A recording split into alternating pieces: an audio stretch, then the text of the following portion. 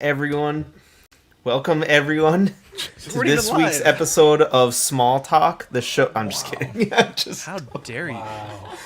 How dare you? Self-promotion, baby. Ladies and gentlemen, welcome to this exciting Collecting Weekly. Today we're talking about the MDLX Iron Man Mark 46. Just to shit on Dylan, just kidding. I was gonna joke with him in the chat, but I was like, even say boys and the girls. What kind of? Oh well, that's not the official intro. This is the cold open, yeah. my guy.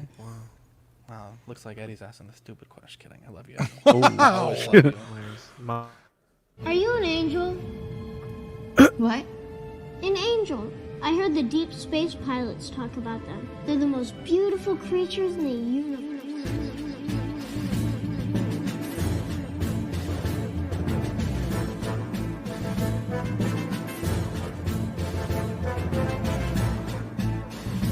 Hello there.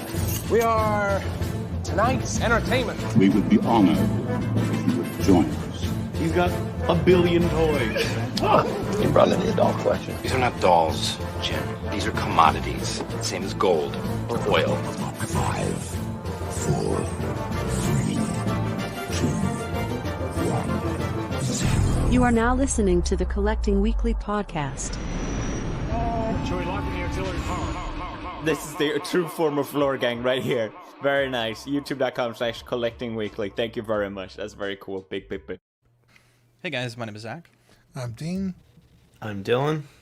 I'm Eddie. I'm Jonathan. I'm Marco. And I'm Gigi. Welcome to this week's episode of Collecting Weekly, the weekly podcast where my friends and I talk about the things that matter the most to us this week in collecting. That's right. We want to thank our friends over at 16 Corner for sponsoring this week's episode of Collecting Weekly. Guys, don't forget to use code CW10. That's code CW10 during our live recording for 10% off all in-stock items over at 16 Corner. We have a great show planned for you guys tonight. We have Hot Toys, Koska, Wolves, a new Rambo figure, which is really interesting. It's kind of a weird story about that. And we're joined by Marco, Gigi, and Pancake. Pancake getting a lot of love in the comments. That's when you know you've made it, Marco. When the dog gets comment recognition. Pancake's really the star of our channel. I don't mean to put you guys on the spot, but when we were going with the intro, there was this wonderful, beautiful moment where you guys shared an embrace before the show. I miss, because Dean and I used to do that when we used to be live together. We would embrace while the intro was going, and it's been... Do it. Some motherfucker ate a bat. Now we can't do that anymore. Anyways, Unbelievable. Dean, let's kick it off with the world's favorite podcast segment. Are you ready? Yeah, is everyone ready? Yes. It's new this week. Yeah. What'd you get new this week? I picked up on Saturday, which was the star of Pose Wars, guys. If you missed it, go back and watch. Someone would have to be an idiot to get rid of this figure. The virtual toys Starship Force.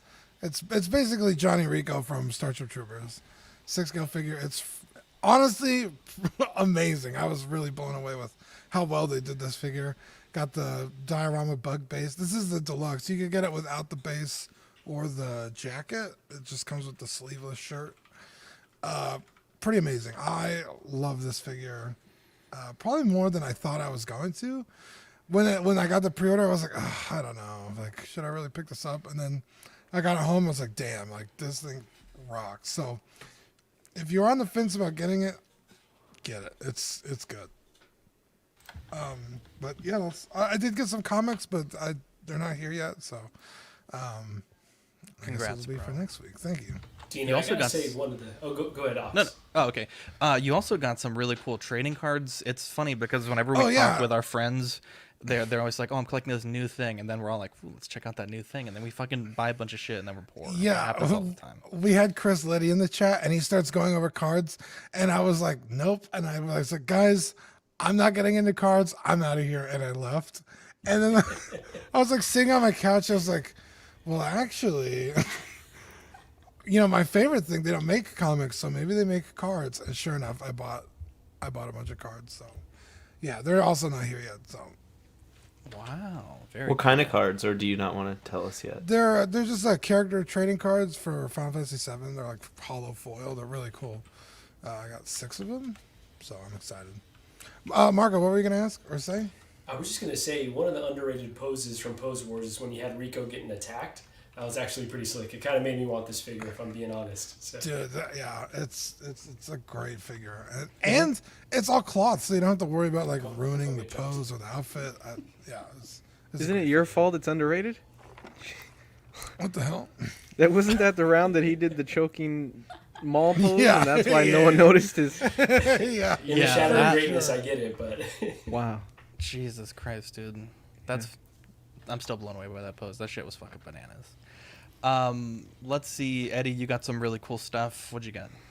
Yeah, I got the Hasbro Force Effects Dark Saber, the Elite, one of their Elite Saber lines. It's pretty badass too, dude. I'm like torn between actually displaying this one as just the hilt or with the actual blade in there because it looks so cool with the blade in there. I didn't realize and it works with the stand and everything still. So on the photo on the cool. right, what's that on the left? Is that a second Darksaber? What is that? No, that's it's his my. It's one of my. What do you call them? The holder for my phone when the tripod. It almost looks like the same angle. Like. Oh yeah, I could see it. Yeah. No, that's just when I do unboxings. I use that tripod. Leave the blade. That looks sick. Yeah, I know. Well done. But the thing is like it's so damn hard to like display it that way because it's so much space. But I have it in the living room next to my Mandalorian statue right now. But it's pretty cool. I got it on sale from Amazon, like a $20 sale. But I literally got it after when we finished episode 5. I was like, I need this. I can't put this off any longer. So I bought it, and then I checked a couple days ago, and it was sold out. So I'm sure that episode had a bunch of people going to buy it. So, Eddie, is there obviously there's batteries, but is this like AA, AAA, like, or is it like the button cell batteries? No, it's a rechargeable battery that they have internally. That like I can take everything apart because eventually it will die out, and it comes with a little charger cable. Oh, that sucks. It comes with a charger cable, so eventually I'll have to charge it at some point, and then this is like the if I better remove than the batteries, blade, no? this is what goes on the hill. And then you use I guess my wrench to question take is like, apart can you plug it in and like have it displayed No. on indefinitely? No. Man, that sucks. That doesn't work. But yeah, it is what it is. I don't know how long that battery will last if I had it on all the time, and if I just turn it on every once in a while, I don't know how long it'll last. But none of the other ones come with that option, I don't think. I don't think they all come with the rechargeable battery. So it's kind of cool that this one does. I don't know. I'll have to see. I have 3 other ones that are in storage. But that's wild. I just thought they were AA batteries. I would, if you could replace that rechargeable one, like you said, I bet you there's some sort of contraption that you can get to have kind of the always on system. There you go. Yeah. Definitely. Eddie, you also got some Lego stuff. What'd you get? Yeah, this is my build of the week or the month actually. For Bricks and Brews, I built the Boba Starship is what it says on the box, but it's Slave One, and it's the version from Mandalorian Season 2 when I forgot what mission they're about to do, but it comes with a little Beskar Mando, and it comes with the Boba version of Boba from Mandalorian, and that little like I don't know what that's called. It's like a little tram or something. It actually doubles as a stand. So on the left side, you can use it as a stand for the Slave One, or you can use it as like a little carrier for the Carbonite Gamorrean Guard. Sorry, but yeah, it's a cool little build. The thing that annoys me is those. I don't know what those are called on the side. The wings or whatever. They just kind of move around. They like. It would be nice if they had like a ratcheted system where they stay in place, because they just kind of just randomly spin around, and that kind of bugs me. Loosey goosey. Yeah, but other than that, it's pretty cool. And I know it's not in scale like with the minifigures, but all of my other stuff is that same kind of scale, so I think I'm just gonna go with that stuff for a while. Congratulations. How was the build? Was it pretty simple? Yeah, I still didn't finish on the actual stream. It's been such a long time since I finished a build on stream, but What I do you mean you finished didn't like finish? during the Bricks and Brews. Wow. I didn't How dare finish you. during the stream, but yeah. I like it, man. I like it. I actually got to see the UCS one for the first time in person at Bricks and Minifigs last week. Oh, It's nice. fucking huge. It's like, I mean, I don't know. It just takes up a ton of display space. I almost like this one, like for the build itself. Like I feel like it'd fit nicely on a desk. The other one, I feel like you'd need Yeah, like a whole I have it shelf on or a something. little shelf above my desk. Yeah, looks like Gigi and Pancake still getting a lot of love in the chat. You love to see it. Marco, Gigi, you guys also got something really cool this week. What'd you get? We did, yes. So this Venom from Hot Toys, a figure that Gigi was really against me getting. She was not enthused by the pictures she saw. I think how did you describe it? I just didn't like it. She said it looked cheap. She said it looked like a $75 toy. So getting it in hand, I'm blown away. Like, I am really, really happy with the purchase. Yeah, it's a little bit on the higher end price for Hot Toys, but I have no regrets. And I think Gigi's starting to come around now. Now that she's seen the light shining on it and all the veins popping. Well, that sounded weird, but... Jesus Christ. I was so ready to jump on that. what So do you think, would Gigi. I think that you forgot leg day. That was number great. one. That was fucking. And I didn't like the texture, but now it is very veiny. You're right. I get it. Props on that. And triumphant. What about the cheeks? Oh my God, yes, a full point for that alone. That ass is. And yeah, it's okay. I mean, I wouldn't get it, but. Are you excited about me getting the Carnage now too, or? No, I hate that. I hate that Okay, so idea. still not sold on the Carnage, but I think overall, yeah, really, really positive impressions. I think the figure is gorgeous, and at least Gigi doesn't hate it like she thought she would. So. Big old Fern says, damn, $75 is a cheap toy. Marco making the big bucks. You love to see it. Cece agrees. I agree, Gigi. It looked very plasticky. And the pictures, Bob Dylan said, she said, veiny, I'm dying. You love to see it. You love to see it. Dylan, did you get anything cool this week? Not big figure related. Not since I was on here last and just said I got the Thor, which I did open, by the way, Marco, and yeah, it's really good. I like it, and I can see like the face. It's so weird with some of those head sculpts with Hot Toys. You like get real close with a camera and take a picture of it, and they just look, I don't know, lifeless almost. But like just in natural lighting and without that kind of just zoom up on the face, it's really good overall. It's got a little bit more articulation or flexibility in the suit than I had expected, but I was worried when I opened it. The batteries were all over the box, so I was like, oh my god, I'd get like a used figure and shit like that, so I had to find all the batteries. But no, it's cool, and that axe is way heavier than I remembered the Infinity War one. Yeah. I don't know. I think it's the same thing, but it doesn't feel like it. It's a different one. It's like It is? a little more true to scale than the Infinity War one. Okay. Side by side. So yeah, this is the real deal now. Yeah. And I think that's it for 6 scale stuff. Yeah, that's about it. All I got in. So I got some other smaller things here that I'll cover on Small Talk on Thursday, but yeah, that's about all I got. Hell yeah. I got the McFarlane Catwoman. I'm all in on the McFarlane line.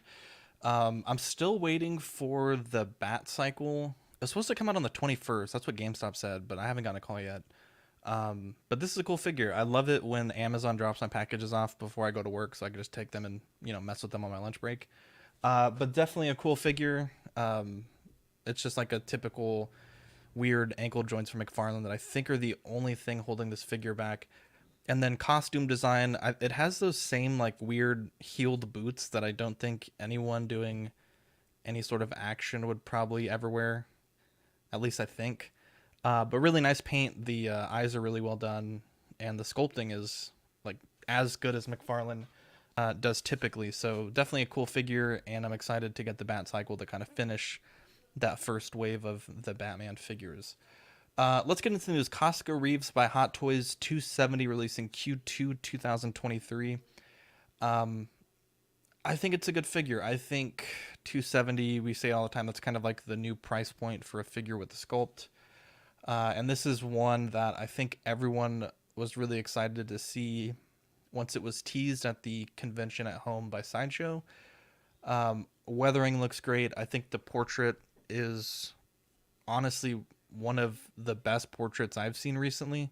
The sculpting is really good. The hair sculpt in particular is like insane with the braids going to the back of her head. Like, it just looks beautiful. Like, this is, I mean, shrink ray to me. Like, this is just really well done. Typical kind of cardboard backdrop. She didn't do like a ton. Like, I don't see anything really missing that I think she should have accessory wise, but I think it's a good release, and I know a lot of people are pretty excited to get it. What do you think about it, Dean? Yeah, this thing is amazing. I'm all in on this. This is a great price point for a great figure. Hopefully we see more of her. She's a great character. I think the only accessory I think you could really throw in here is like a crumpled up pram. But other than that, like, I think they nailed it.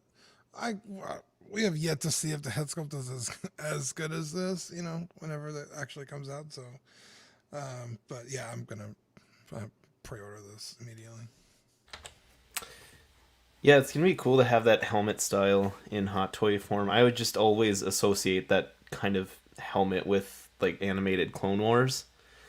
And it's almost like a reminder that we did see that in live action. And yeah, cool to have. And yeah, I agree. The head sculpt's really good. I don't think I'll get it. I may. I don't know. But yeah, that hairstyle, that is very distinct. Like, this would be one of those tough figures. Like, I like the helmet style. Like, do you have the helmet on or roll with one of the best, you know, portraits that we've seen out of Hot Toys? So you're gonna be one thing I didn't say it last week. So this release came out the same time as probably the next thing we're gonna talk about. I'll just say it when we get there, because I saw it early and I completely didn't think anything of it. It was weird. Anyways, shout out Andrew becoming a new YouTube channel member. You'll love to see it. Thanks, my guy. Thanks for the support. Thanks, Andrew. Eddie, what do you think of this thing? It's cool. I didn't care for the character too much. I just love Mandalorians, so I think it's cool to have another Mandalorian. Yeah, I agree. I love the helmet style. You know, takes you back to Clone Wars. That's really cool. Yeah, if I was buying Hot Toys, I would get her just to put on the Mandalorian shelf. But I don't even care what the head sculpt looks like, because I would never use it. I think it's a major improvement, the portrait, from what we got with Bo-Katan. So I think that this is like, the price point's $270, but I think with a portrait, if this portrait it comes out the way it's been executed, the way it's been demonstrated here, I think they have a really good figure on their hands. Even with the helmet, the helmeted portrait looks great as well. I think having the crew on a shelf would look really good. But even for me, I'm kind of past the Mandalorian line. I think I have enough of the representation that I need. But yeah, if you're someone who, again, it's like Troopers. If you want to build the Mando line, she's a must get. Yeah. I actually really, really like this figure. I think one of the issues that I have with Marco and the Mandalorian is that they all look the same, and this one just looks different. I feel like Hot Toys, a lot of the time, the women's faces, they're not really good at, except for maybe the Angelina Jolie. Like and the expressions you don't like? Yeah, okay. And I really, really like this one. I don't really have anything bad to say. I know. So I got the thumbs up to get it then, right? We'll chit chat after. Yeah, I think this one looks phenomenal too. Like, I love the coloring of the armor. I wasn't really interested in Bo-Katan. Like, I guess she's a cool character from like all the Clone Wars and all the other appearances that she makes. But yeah, I wasn't super interested in that character. But I think this one I might want to get, even though I'm kind of with John, where I felt like I have enough representation of Mando Season 1 and Season 2. But this one just really stands out because of the head sculpt and the coloring of the armor, and it's definitely on my radar. And just to add something quickly, also, I would have liked to see them knock off $30 and not include the backdrop. You think the backdrop's that much? I don't know, whatever, The 30, price? 20, Yeah. whatever. Just take off something and not include the Yeah. backdrop. The reason why I say that is Axe Wolves is $235, so you're paying about $35 more for that portrait. This one's kind of disappointing to me because obviously we've only seen him in a few episodes of season 2, but we really don't know how big of a role his character will play in season 3. And I think the thing that would be kind of upsetting if you're a collector is if he does play a big role in season 3, I feel like you're then kind of suckered into getting a second Axe Wolves if they make another version. And I talked about this on Will's stream on Sunday, and I understand that portraits are very expensive to make. Some of the real high-end top sculptors in the game, I mean, you're talking like tens of thousands of dollars. And so I can both understand why they wouldn't give you a portrait and also be upset that they didn't. If it's something that we never see him again, then sure, I guess that makes sense. But I think for me, like this clan, their whole thing is that they, take their helmets off freely. And I feel like if I was to invest in this line, I think one of the displays you're going to see most often is Axe, Koska, and Bo. And if they all had unmasked portraits with their helmets off. And I feel like that's kind of a missed opportunity for Hot Toys. He's very bare bones, but again, I don't think he really interacted with a ton of things in the episode. So, the boosters and the pistol, like I really think that's all I could think that he should come with. It has Dean's favorite, I think these are boot sleeves here, which I know Dean's been on the record saying he's the biggest fan of all things that are boots with sleeves. But Dean, tell us how much you love boot sleeves. I almost went the way of Eddie and sold my Starship Trooper figure because it comes with fucking boot sleeves. Yeah, I don't know. I don't know why they keep putting these on Zach, every. I think I took your mantle, man. Wait, what? I'm the sale guy now, so. Hey, there you go, Dylan. Now Dylan can. I don't sell that often. Even when Dylan made that comment, I hadn't sold anything forever. You've slowed up a lot. I was actually gonna make fun of Eddie earlier when he said he wasn't gonna get a figure, and I was gonna be like, nobody ever. Eddie, I only collect statues now. That's pretty much. Yeah, we're gonna talk about tonight. Real quick, I have an idea. Let's try to get. We got 40-some people watching. If you guys click the pinned comment there on YouTube, I want to see. We only need 20 subs to get 1/6 fixed to 100. So let's see if we can do that tonight. I think that would be really cool. And if we do, maybe we can do like a little bit of a giveaway or something, because StreamYard has a new giveaway tool, and I really want to test it because we haven't really had an opportunity to do that. So we're gonna put a hashtag comment phrase, and if we can get to 100 subs, we will do that. We'll do a giveaway or something. So go ahead, whoever, Dylan. Well, I wasn't even done yet. I was talking about Sorry, boot bro. sleeves. Sorry, bro. I think you're right though. I think if you get this, it's so cheap, right? $235. It's like, oh yeah, I'll just pick this one up. Or it's like, it's only $235. Who cares? It's an unhelmeted figure. But then later on, if he comes back and is badass, it's like, what, are they gonna re-release it? Or if they do, it's gonna be a better version. So I don't know. This figure is like kind of in this weird limbo spot for me, personally. I say $235. Just pick it up to be safe, but I can also see why you wouldn't want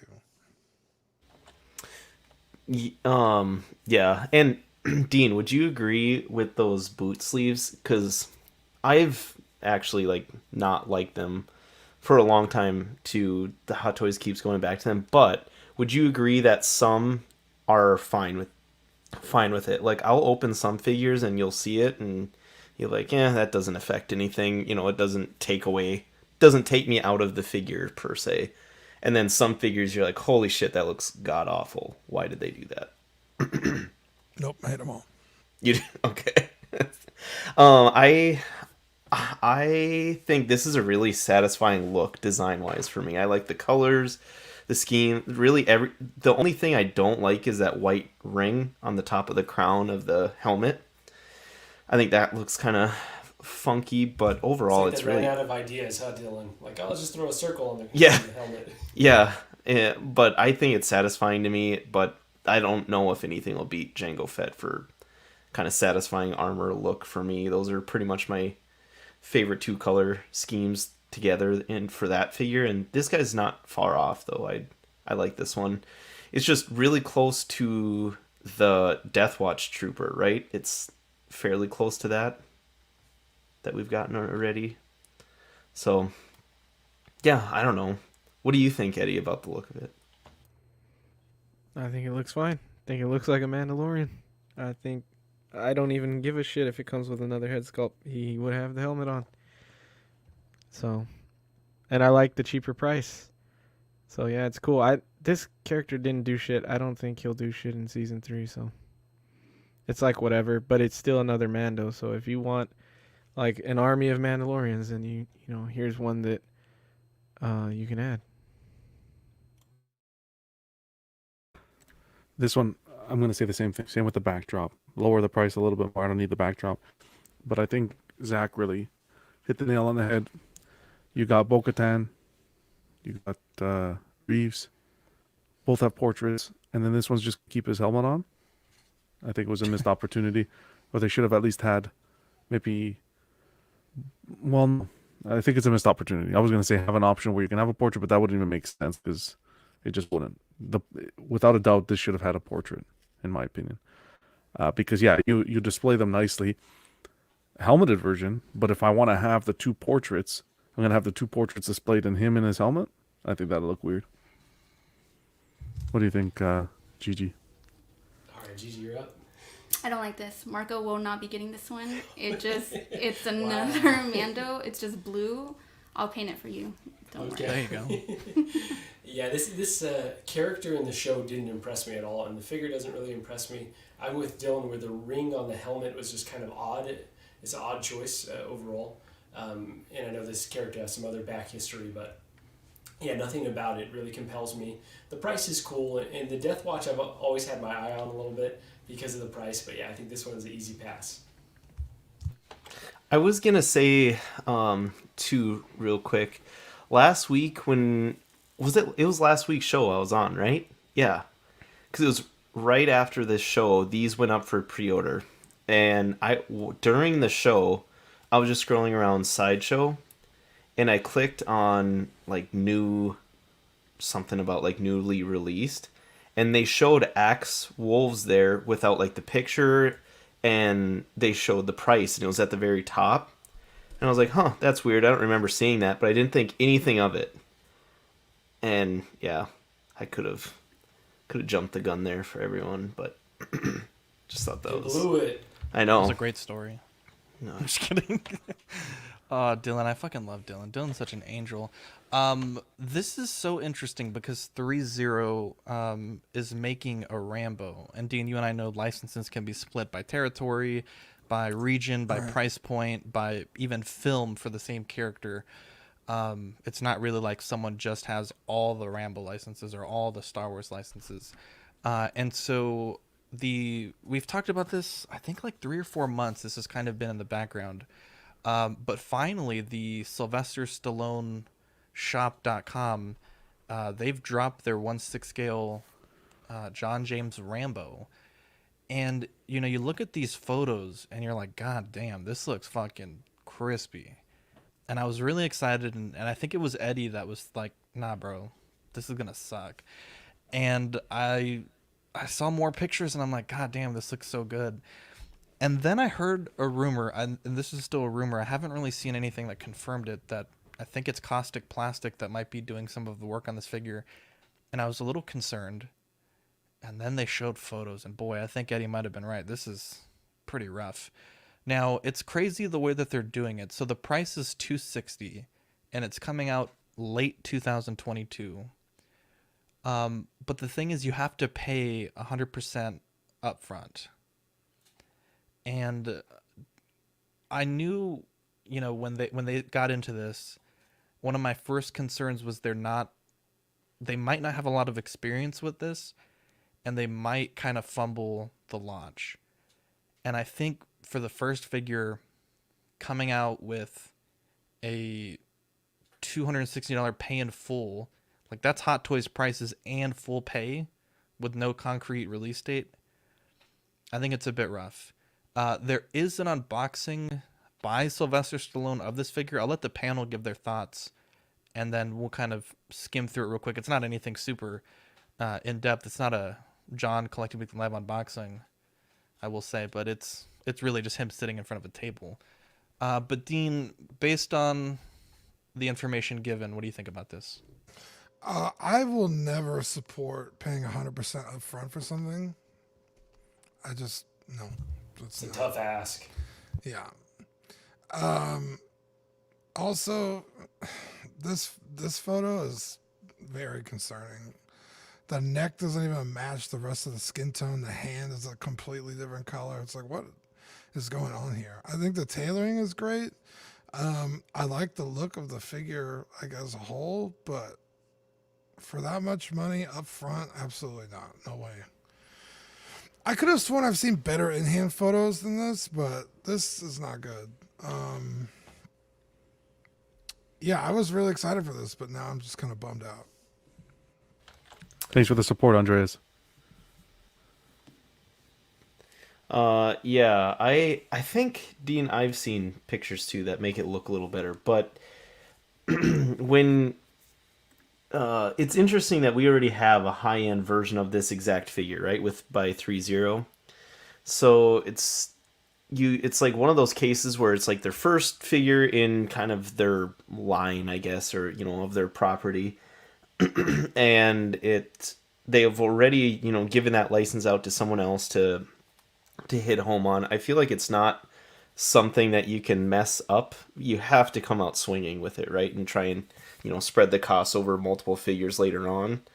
So I want this to do well. I hope it's so much better than this. I hope that it does well, because if it does and Sylvester Stallone keeps going on this, there's so many other figures that I would want that he would come out with. So I hope it does better. We'll see. I don't know if I'll get it. It definitely was not me that said this was gonna suck, Zach. So I don't know. Someone said it was gonna suck, and they were like Yeah. they were looking into the crystal ball, and they called it whoever it was. I don't think that you could judge it on this picture, really. So if there were other pictures that showed it as bad as this, then maybe I would say it's bad. But this is just a bad picture. I don't necessarily see the different colors in the neck like Dean was saying. It looks the same. It looks like just bad shadowing in the picture, so I don't know. And as far as paint up front goes, like, when I see why they did it, because when you're a new figure company or whatever company, Love UCC. That's what you do. You're trying to see what kind of market there is for whatever you're trying to sell, and so that's how they come out at the beginning, like it's a Kickstarter or something. And I'm not saying I like that. I know why they did it. It doesn't bother me. But I also have not seen the first Rambo movie, so I don't care for the figure. I'm kind of in the same boat as Eddie. I don't want to, when he did the unboxing, the figure actually didn't look very bad. So I'm not going to judge figure out based on these photos that we're seeing. I'd like to see a little bit more in hand, maybe a couple unboxings. Don't agree with the pay up front right away. To wait that long. If I pay up front right away and you're telling me maybe I'll get it at the end of the month, okay? But to make me wait to the end of the year? Yeah, no. Not for a first time figure. Release a few figures, get some credibility under your belt, and then start asking for everything up front. I think as a new company, to come into the game and just say, well, yeah, you're going to pay everything up front, I think that's a lot to ask, in my opinion. But give it a chance. Like, at the end of the day, the Stallone behind this, you would think, considering it's him, he's going to want to have the best rendition of the character to give to the collector. So that's why I'm kind of keeping an open mind. I don't want to just base it on these photos and see what we get in the future. This has a lot of potential, this line, like Dylan was saying. John, you didn't say that you hadn't seen this movie as well, right? Just Eddie said that? No, I never watched it. What? Oh, Yeah. that needs to be a movie of the week sometime. I haven't That watched is- this. I haven't watched Rocky. Nothing Stallone really. You haven't seen That's Rocky? an- Dang. No. That's an. Oh my god. Okay. I've seen Sorry, behind. I interrupted. Go ahead, Gigi. Not at all. I'm gonna go first this time. I think Gigi's gone first enough so far. First of all, you're all dare you. angels for the the Do It for Pancake hashtag. Everyone in the chat as well. Thank you all for that. It's beautiful to see. Yeah, I don't know that I've actually seen Rambo either. I'm more of a Rocky guy, so at least I've got that covered. Yeah, so I've really got no emotional connection to the. Yeah, Zach is ready to quit the show after that comment. Zach's. Yeah, more of a no emotional connection to this character whatsoever. So I don't think that I'm. Yeah, it's not really on my radar. And then all the money up front is really concerning. Like I guess that's kind of the danger of pre-ordering, and then especially if they're asking this much, you don't really know what you're getting. So that's the tough part. Gigi, have you seen? I'm guessing not. But No. Have you seen the movie? No, and I wasn't sure really what I was looking at here, but I will say something nice. They really encapsulated his soulless eyes. Like, that Jesus is Christ. perfect. When I looked at it, I was like, yeah, that's Jesus. it. She's just attacking. Good old. No, it's That's right. great. That's what he looks She's not a like. fan of his face. No, I'm just saying, they did a great Oh job. my god. My favorite thing in the chat is the chat's asking for a Pancake and Kevin sticker. That's hilarious. Yes. All right, Manny, Also- get on it. Shout out to CC3PO, another channel member. You'll love to see it. Thanks for the what an support, angel. ZC. What an absolute angel.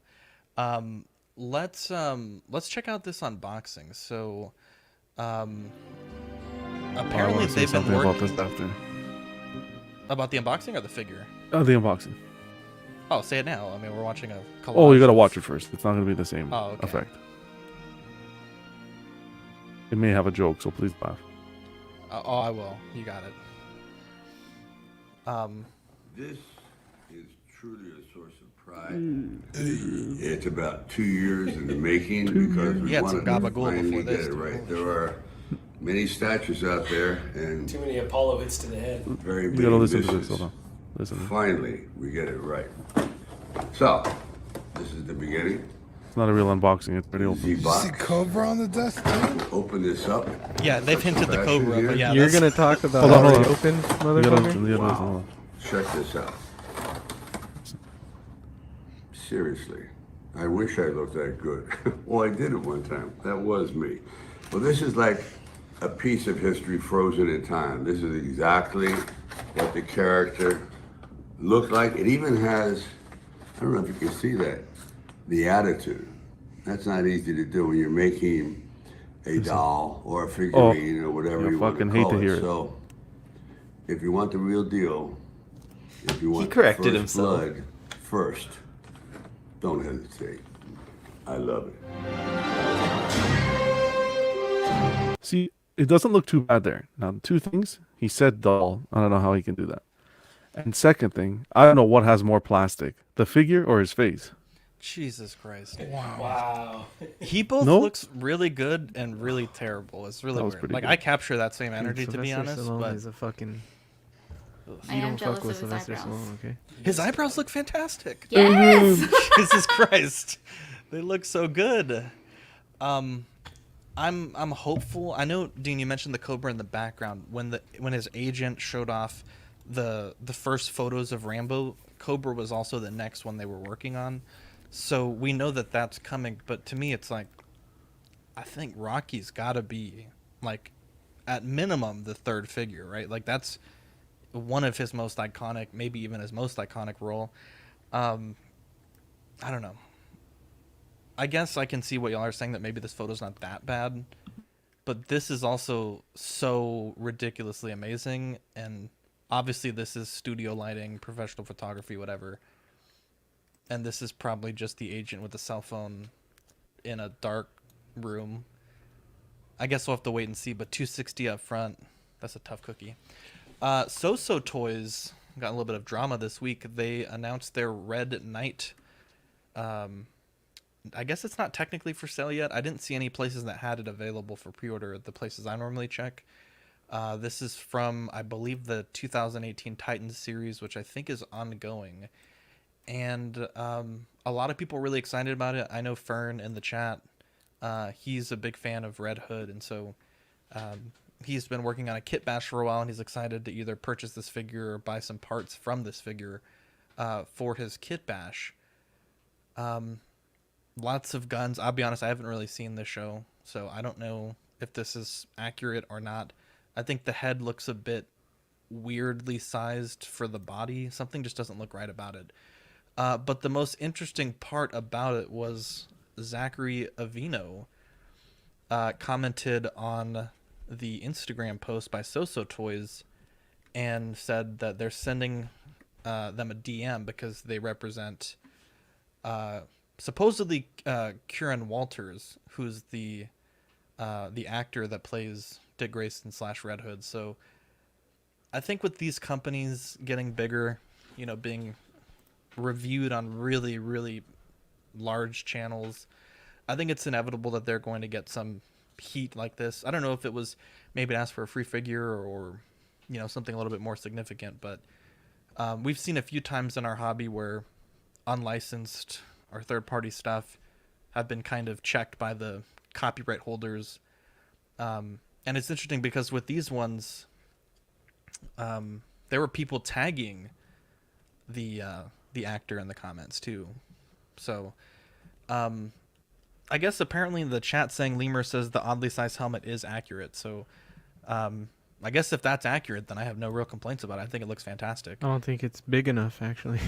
Really? The helmet was really Jesus. big on him in the show, so yeah, it There was we pretty go. big. There we go. Well, so I guess then I have no real complaints. I mean, I think the weathering looks great. I think the this little logo here on the chest looks really solid. The portrait looks good.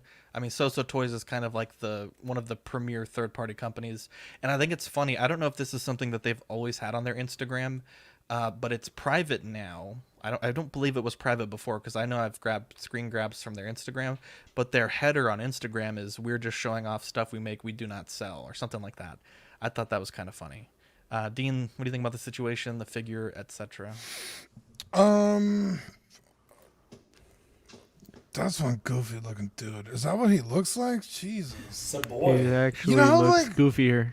In the Like on you scroll through TikTok and you see like your typical fuck boy. That's what this guy like. I don't know. Definitely in a fraternity. Maybe he's a good dude. Definitely I don't know, Jason but Todd. this sculpt is screaming fuck boy. I'm with Zach. The head looked a little big, but I mean, hey, if you guys are saying it's accurate, I don't know. I'm not a big Batman universe fan, so I don't really know anything about this character. I think he like used to be Robin or something. Spoilers. Is it? I feel like he's been around. If I know that, then like that's not fucking spoilers. It is what it is. I think it's funny that SooSooToys got caught, but I mean, really, what are they gonna do? Well, cease and desist. I mean, they don't have to. They're not over here. They don't have to abide by our laws. Do whatever the fuck they want. I think they can have it confiscated at customs, though. I've Yeah, heard that for third-party they're selling Transformers, there's sometimes they get like randomly inspected and sent back if they catch it. But yeah, I mean, with the way the shit's backed up, I doubt they have time to fucking check Right, for a yeah. SooSooToys. If it was me, honestly, if I was the actor, I would be kind of like a little annoyed. But yeah, I would just ask like, "Yo, send me some." Yo, Like, send fuck me it. a few, bro. Dude, like no one else is making me. Like you're gonna make me? Fuck yeah, send me some. So yeah, it's just a funny situation. I like that they changed their header. That's hilarious. We don't sell anything. Okay, I'm not sure if that was in response Oh. to that, but I know it wasn't there last time I checked. And I Just thought it the was so fact that fucking it's funny. there is funny. Like, nothing to see here. Move along. Yeah, that was only a matter of time before something like that happened, especially with SooSooToys, who, yeah, like you said, Zach, seems to be blowing up the last year and a half or so about.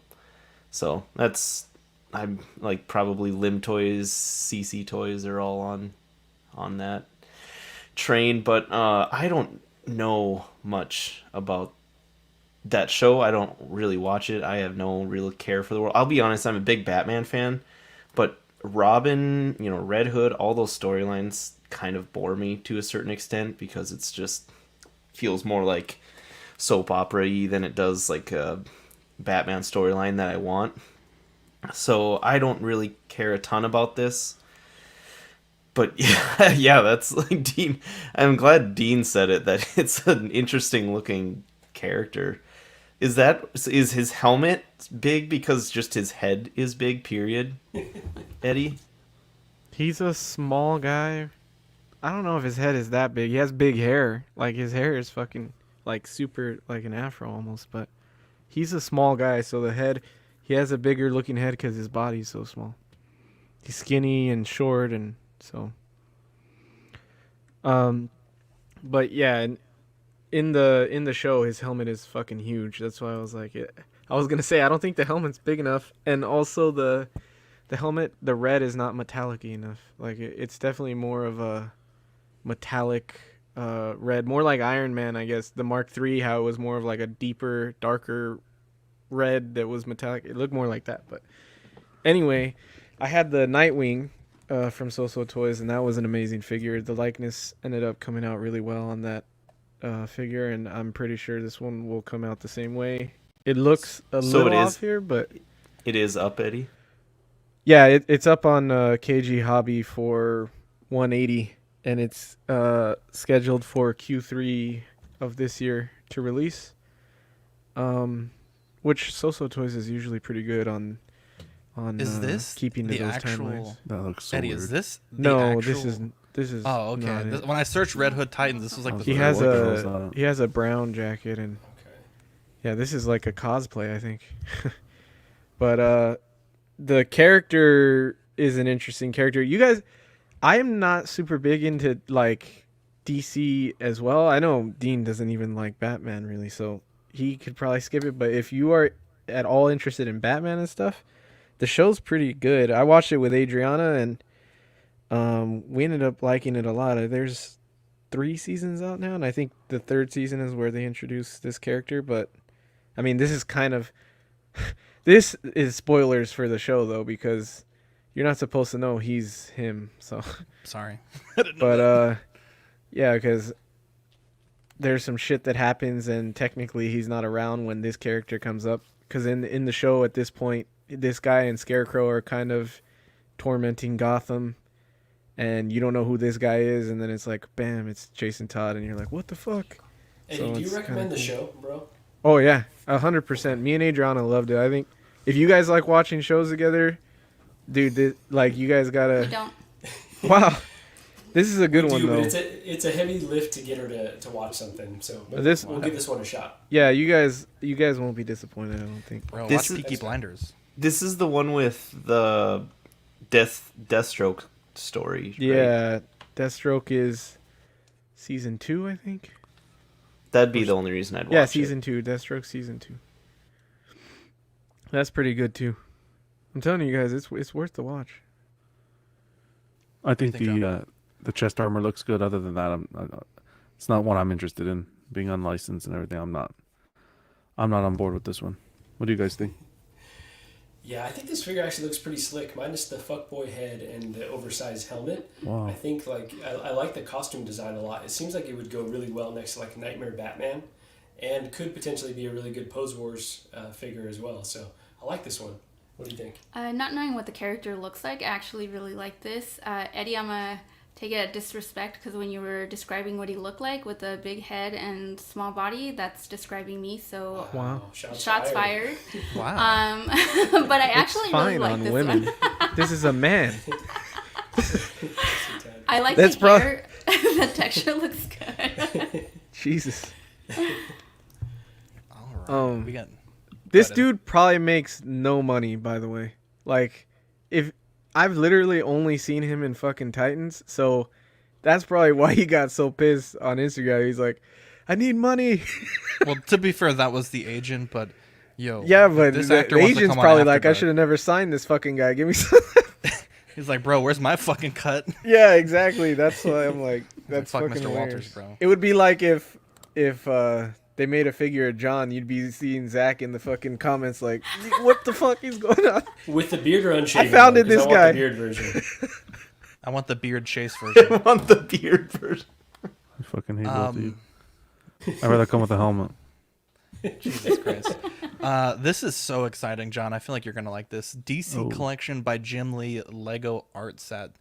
Now at this point, the only one on their website is the square one, the more longer version. I don't see that up. I don't know if you have to buy 3 of the square ones to make the long one. But these are coming out March 1st of this year for $120. And I think it looks so fucking good. And the fact that Jim Lee actually, I don't know if he actually designed the Lego part of it or just gave them the art and they Lego-fied the art. This is so fucking cool. A lot of the guys in our Patreon chat were really excited about this. Because I think Jim Lee's kind of like probably the most, in my opinion, iconic Batman artist. So the fact that Lego was able to get him to do this, I mean, this is like fucking crispy. It's expensive to me, you know, especially if you have to buy 3 of them to make this one on the right. But god damn, that looks fucking good, and they're actually quite large. Sorry. The Catwoman and the Batman, is that a single one, or do you have to buy multiple sets to do that one? Yeah, so that's what I'm not exactly sure of, because on the Lego site, they only have the Batman, and the Batman one comes with, you can either make it as Harley Quinn or the Joker. So I don't know for these, I know they do sell longer ones like this for other characters. I don't know if that's going to be a separate release, like a really long one, and then kind of like the medium one. I don't know yet, but at this point, we just have the $120 square one. But, I mean, it's one set that you can build 3 different ways, which is really impressive to me because, I mean, the color palettes for these look totally different. So I don't know if, like, if you build the Batman and you just have, like, 1,000 pieces left over, for, like, all the white for the Joker and Harley Quinn. And the green. Yeah, there's not a ton of I don't know, it's a lot of pieces, too. It's like 4,000 pieces. So... Wow. I mean, granted, they're all just like little dots or whatever. Yeah. I'm not sure how this works. So, it's like a light bright? I don't understand what's happening. Yeah. I mean, so what it is it's like a canvas, right? And like this page kind of helps a little bit. So each instruction page, they'll tell you how many dots you apply and what quadrant you apply them. And then at the end, when you assemble it all, it's kind of like... Oh, it's not Lego pieces with a picture on it? No, it's more like, it's more just like little dots. So like, for example, in the eyes, it might be like, you can see the little circles almost individually. Yeah. Like that might be like 12 circles for the eyes. So when you zoom in really close, it'll just look like a bunch of little dots. But when you kind of zoom out a bit, it's... Okay, well, Dean hates it. Dylan, what do you think? I think it's cool. Yeah, and it does seem a little Jim Lee-y, which I don't know if he's my favorite Batman artist, but he's definitely up there and has probably the most satisfying look for Batman overall. I think that looks cool. Do you guys have any of these types of Legos? I've been wanting to buy some, but I don't have any yet. I like the Iron Man one. I wanted them all. What do you think of this, Eddie?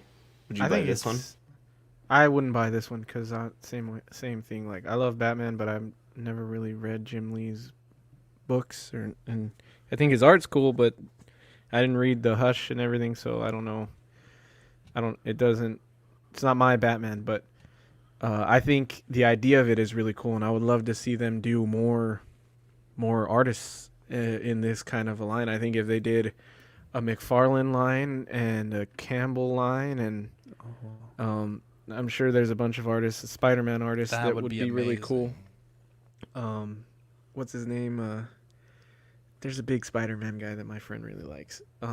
Something Junior. But anyway, it's cool that they're doing it because I think they're cool, and I think even non-Lego people, like we have Bricks and Brews now, and a lot of people, they just don't want to buy Lego, but I think like this is something that could possibly get John in the line if they did like the movie versions of Batman, and like so it's not like overtly Lego. It's it's just something you could hang. Like this would be cool to hang in his son's room, and that's what he's doing with his Lego. So yeah, I think it has a lot of possibilities, and so it's really cool. And I've always wanted to get that mall one, like I said, and the Iron Man one is really cool too. So I like it.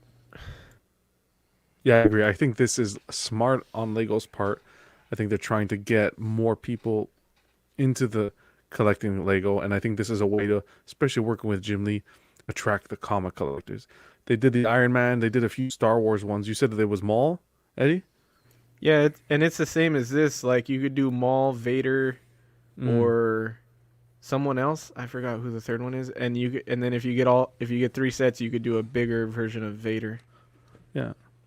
I think it's smart in the sense that Lego is at least trying to branch out and sort of innovate and try to reach a new, different type of audience. And I think it'll work. I think Jim Lee fans who want to decorate a room, a basement, or just their collector's area, even at work, you could put it up. I think this is great. Fair price point too, because they look fairly big, and it's a fun project, man. If you want something to do on a weekend, you construct it a little bit each weekend. It's a fun thing to do when you're off work. Listening to Collect Weekly. There you go. It's interesting. I'm reading the description here.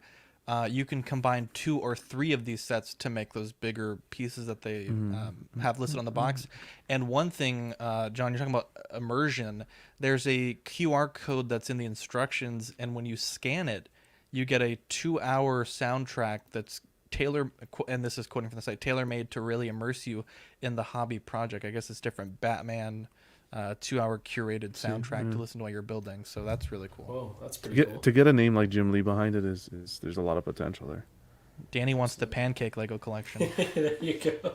Us too. Yeah, this is something that I never even knew existed until just right now. The price, the 120, that was for, it's awesome. That was for just one of the smaller sets, or this is for the entire thing? No, the 120, you get a 15 by 15, you get one 15 by 15 art set that you can make as the Batman, Joker, or Harley Quinn. If you buy 2 of them, you can make the kind of like this one here with the bottom one, and then if you buy 3, you can make the full kind of like upper bust, I guess. I see. Set. Okay, so all in like a little around $400.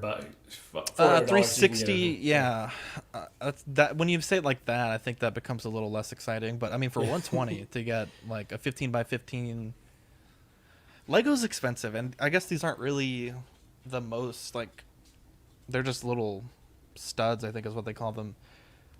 I don't know that that's the greatest price, but. Yeah, but that's just the nature of collecting these days, right? Everything's so inflated, but this is really, really cool, and it could seem like a good project for Gigi and I to do together, especially with the audio component as well. It's very intriguing. Batman is my guy, so what do you think about this, Gigi? Yeah, I'd want to see this in person, but yeah, this is something I would allow. Okay. Wow, she said yes. She said yes. All right, for once. But can we stop saying allow though? That just seems very. Gigi, have you ever like a dictatorship? Have you ever done any Legos, Gigi, yourself?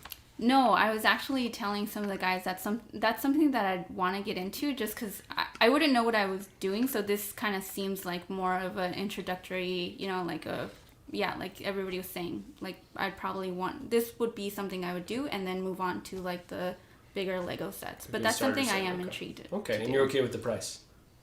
Yeah, I want to see it in person first. Okay. Because it's something that you can display, and so it's like we'll have to go over to Eddie's house first to see it. Lego is amazing. I know, like Eddie too. Like I was never really into Lego. Like I owned a few Lego sets.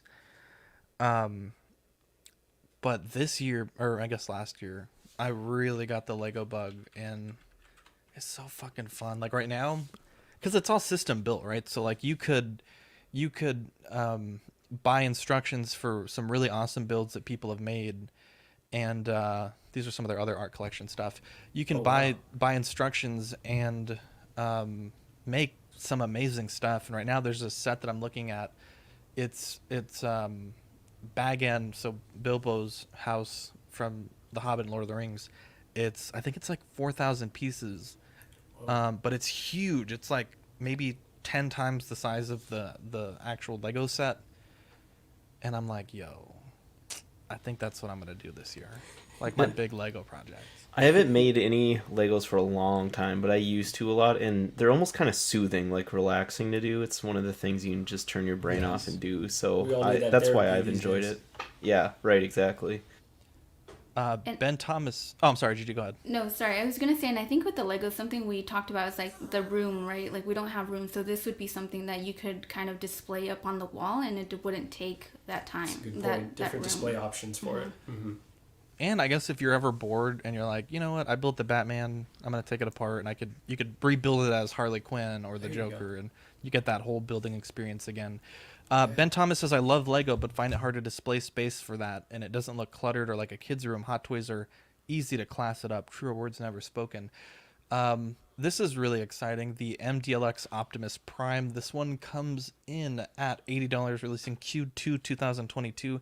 I think the MDLX Bumblebee has already been released, but I'm trying not to watch any reviews because I don't want to spoil it for myself. I kind of want to experience that figure on a live unboxing. This looks fucking incredible. I think the MDLX Bumblebee was maybe a bit strayed, maybe a touch too far from G1, but this looks like to me, I grew up with Transformers Armada, and this looks like ripped from the screen from Transformers Armada. You get the Matrix of Leadership, the Energon Axe, and the Energon Rifle, a shitload of hands, and just knowing 3.0 quality, like this is gonna be like a fucking flawless figure. And for $80, I'm so fucking excited, and it scales really well with the MDLX Bumblebee. Yeah, that thing is sweet. Almost makes me want to get back into the Transformers line. Just take the lead. Dean, for years you've been saying you want an Optimus, bro. I think this might be the Optimus, bro. Yeah, for $80, it's not bad, but I don't know. I'm still kind of. I saw the 3.0 movie Optimus yesterday at Stevens, and it's $180 though, bro. Yeah, I know, but I have more ties to that one than this look, you know. That motherfucker was on screen for like a minute and a half, bro. Fucking Axe Wolves had more screen time than that, dude. Wow. In Revenge of the Fallen? No. He's talking about the one from the Bumblebee movie. No, not that one. It's Revenge of the Fallen. The new one. The Revenge of the one. Fallen. Oh, okay. Dean, hang on. Let me go to the GIFs. Let me go to the videos real quick. Okay, I know. Hang on. Here we go. Hey, this is coming for you, Dean. A man can only admit when he was wrong and ask forgiveness. There's nothing to forgive, Your Grace. I see. You're talking about the Bayverse. Yeah. Dean, you're a fucking Bay, and you're talking about Bayverse, of course. Yeah, I mean, I know we're talking about this one, so let me stick to this one. It's really cool. The articulation is amazing. The accessories, pretty standard for an Optimus. You know, I mean, what more could you want? You know, maybe did it come with any Energon cubes? Or just the Matrix of Leadership? No, just no Energon these cubes, three, huh? but I don't remember him having Energon cubes. That was like a Soundwave. What's his name? The tape player that would come out of his chest. Yeah. Okay. And yeah, but this, I mean, I know a lot of people, you know, if they don't transform, it's like a big deal for them. I really don't give a shit because I usually have them in robot mode anyway. Like I don't need a truck on my shelf, so that's the purist. Yeah, so like I get it, I understand their argument. Well, it's not really a Transformer. Like, okay, guy, I get it, but also like just let someone enjoy this. This looks fucking cool. Yeah, I like it. Maybe it finds its way on my shelf. I don't know. We'll see. And just to clarify, you're talking about this being released now, right? Because it's been up for pre-order for a while. So I just found it up for pre-order, but it's not released yet. I think it's starting to be released. We covered this back in October on Small Talk. I think October, Dylan, like you fucking saw me put this on the sheet. I thought you just wanted to fill out the sheet. I would have told you something. You. I thought... to be fair, I was definitely trying to fill out the sheet because there was fucking 3 things on it this morning. So, but no, it was on front page of BBTS. So I was like, oh, cool. I'm gonna add. So yeah, I think it's starting to get in hand. and they had a post a day ago where they showed like the box is available, and then it started because they have a post that says it's now available for pre-order at the store and 30 distribution partners worldwide. So I think they're just starting to market it because they did the Bumblebee a little bit more too. So yeah, we've talked about the Bumblebee when it first came out, and when that one was shown, there was a grayed out Optimus like 3-4 months ago. But if I'm not mistaken, this just went up today because it was front page of BBTS. It's been up since October. Yeah, it's been up, colored, pre-ordered. Yes, and correct. Wow. But it's due to release. It's due to release in like Q2 2022. So that's what I'm saying. I think we're getting close to release with this. It should be right around the corner. Yeah. How Yeah. dare This us? is. You don't watch Small Talk, motherfucker. This That's is true. I didn't really. see that episode. This is really cool because so I have a friend who is an uber nerd. He just doesn't. He's not a huge collector. Especially for figures and stuff, and he just texted me one day. He's like, Dylan, what's a cool, like, classic looking Optimus Prime that I can go with? And he's like, it's not gonna cost me an arm and a leg. And I sent him this, and he's like, oh my god, that thing is awesome. That's like perfect, exactly what I wanted.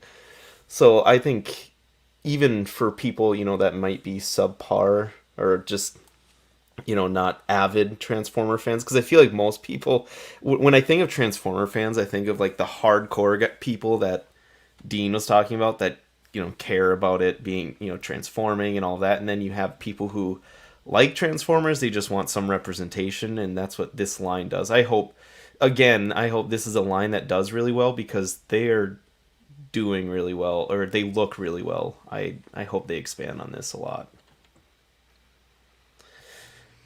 A lot of potential. I am a Bayverse Transformer guy, so this does nothing for me. But it's cool. It is a cool line.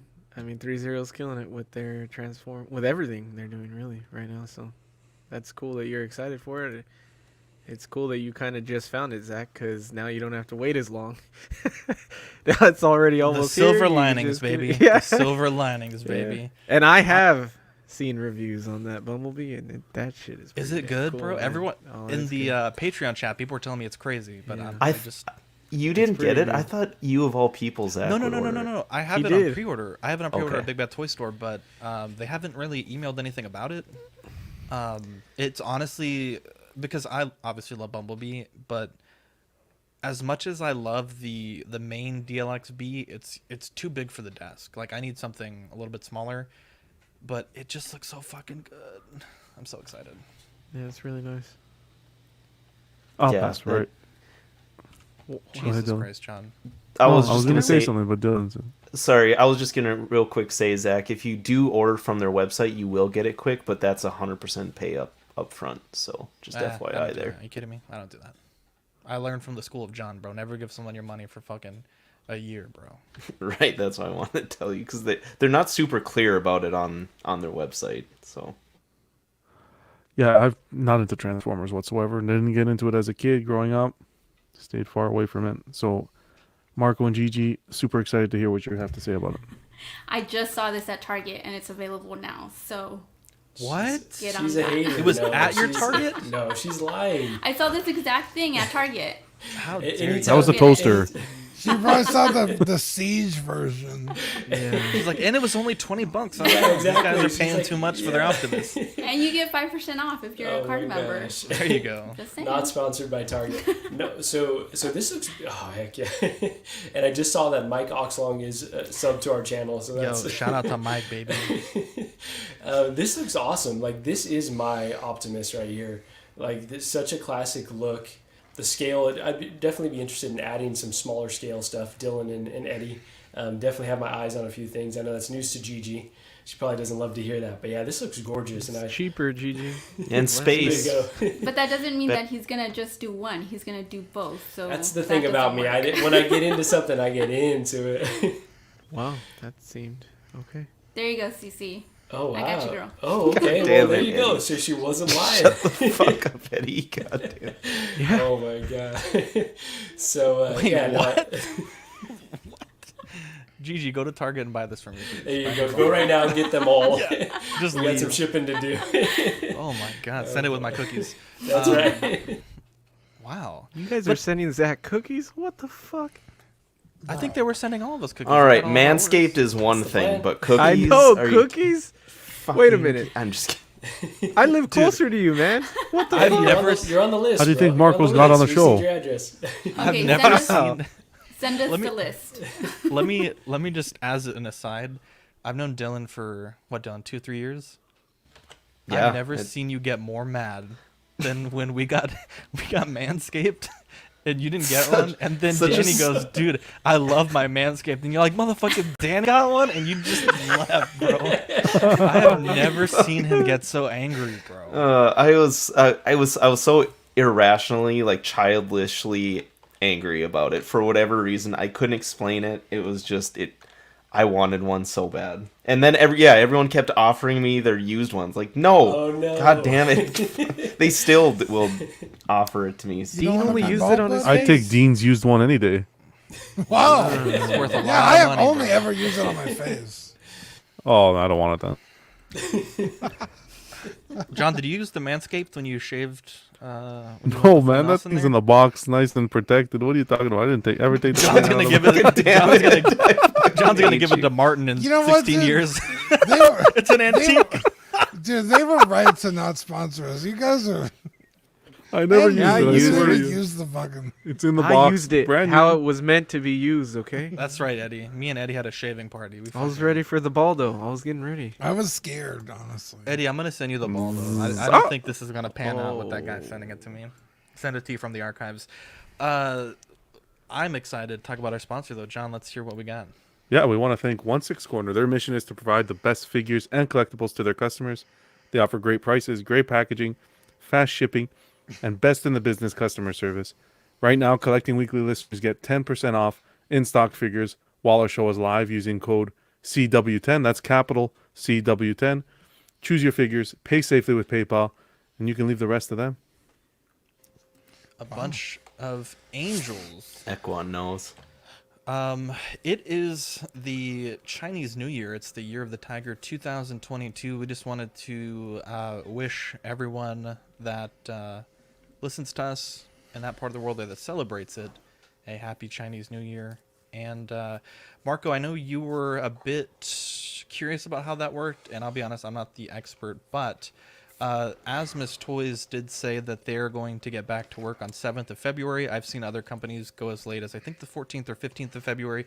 It's definitely a big deal. I think during this time, like, you're probably not going to see a ton of figure news from companies that are in that part of the world over the next few weeks. So we're going to kind of struggle to get through. But typically once the holiday's over, it gets, it's kind of like the floodgates open.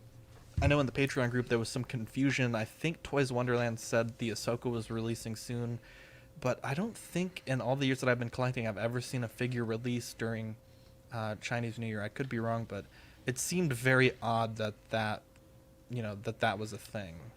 Definitely not Hot Toys. Unless they're holding on to their stock because they're waiting for Sideshow to get all of them, right? That could be a strategy. Yeah, something like that. So Zach, my question was only because I started collecting, kind of during the pandemic. So it's been like everything has been ranging. I've heard like speculation, like Hot Toys shuts down for 2 months, and I'm like, okay, I don't know what's true in terms of what I can expect for the next few weeks and the next few months. It's for sure quiet. Yeah, it's definitely quiet. They don't from what I've heard, they don't have many national holidays that they ever celebrate there. Like they don't have, like a 4th of July, a Christmas, a ton of things like that they celebrate like we do where it's nationally recognized. Their New Year is the one thing that is so they like go that. all out. Yeah. And it's the one thing they take very seriously. So yeah, you'll see it across the board pretty slow. Definitely. So yeah, happy Chinese New Year. Definitely excited. And I think it would be a great idea for episode 201 if we talk changing focus. I know Eddie, you've made a lot of sales recently, and I think John is getting into some new things also. Also, real quick, if you guys could re-comment hashtag Do It For Pancake. It's our first time using this giveaway thing, and the tab crashed, and it's catching up on where it was, but I just want to make sure everyone gets entered to that giveaway. It's definitely don't ever mess with the tab, I guess. But anyways, changing focus. So 2021 for me, obviously, getting to hang out with John and being exposed to our new statue friends in the community. I feel like CW, and Danny too, because Danny's really into statues, but seeing all my friends get into statues really inspired me, and I actually sold quite a bit of my 6 scale stuff. I still have some stuff, and I've still been, Dean kind of was like, no, I never sell. Like, I just store it, and then if I want it, it's just there. I've been kind of taking that advice a bit, and so I have a bunch of boxes of, not junk boxes, but a bunch of boxes of different things. And I would say this year, going into it, I went from probably being more of a Hot Toys 6 scale third party collector to really focusing on statues, comics, and Lego. And I mean, there's still probably 1 or 2 Hot Toys that are on my radar. The Gamerverse, or I like the PS5 Miles, and then the Spider-Verse Miles. I think those are definitely 2 things that are on my radar. But when I look at the things, like my goals for collecting this year, I think around June, I really want to make an attempt to get the Pilicelli second print variant of Ultimate Fallout 4. That's like my Grail book. I have the book already, but I don't think it's really gonna grade particularly well. And the Lego bag-in that I talked about earlier, those are 2 projects that I'm really excited for. But I have, as far as pre-orders go, I have the Crown Series Gandalf. It's my last 6 scale figure officially on pre-order, but pretty much everything else is statue related. And then a few very small 12th scale things. So for me, I felt like I really changed focus quite a bit. I think, when I'm up late at night checking things out on eBay, I'm no longer really looking at 6 scale stuff or trying to find deals on that or going through OSR BST. Now I find myself doing, looking at different Lego minifigs that I want, or looking at looking for near mint comics that I'm trying to collect to get graded.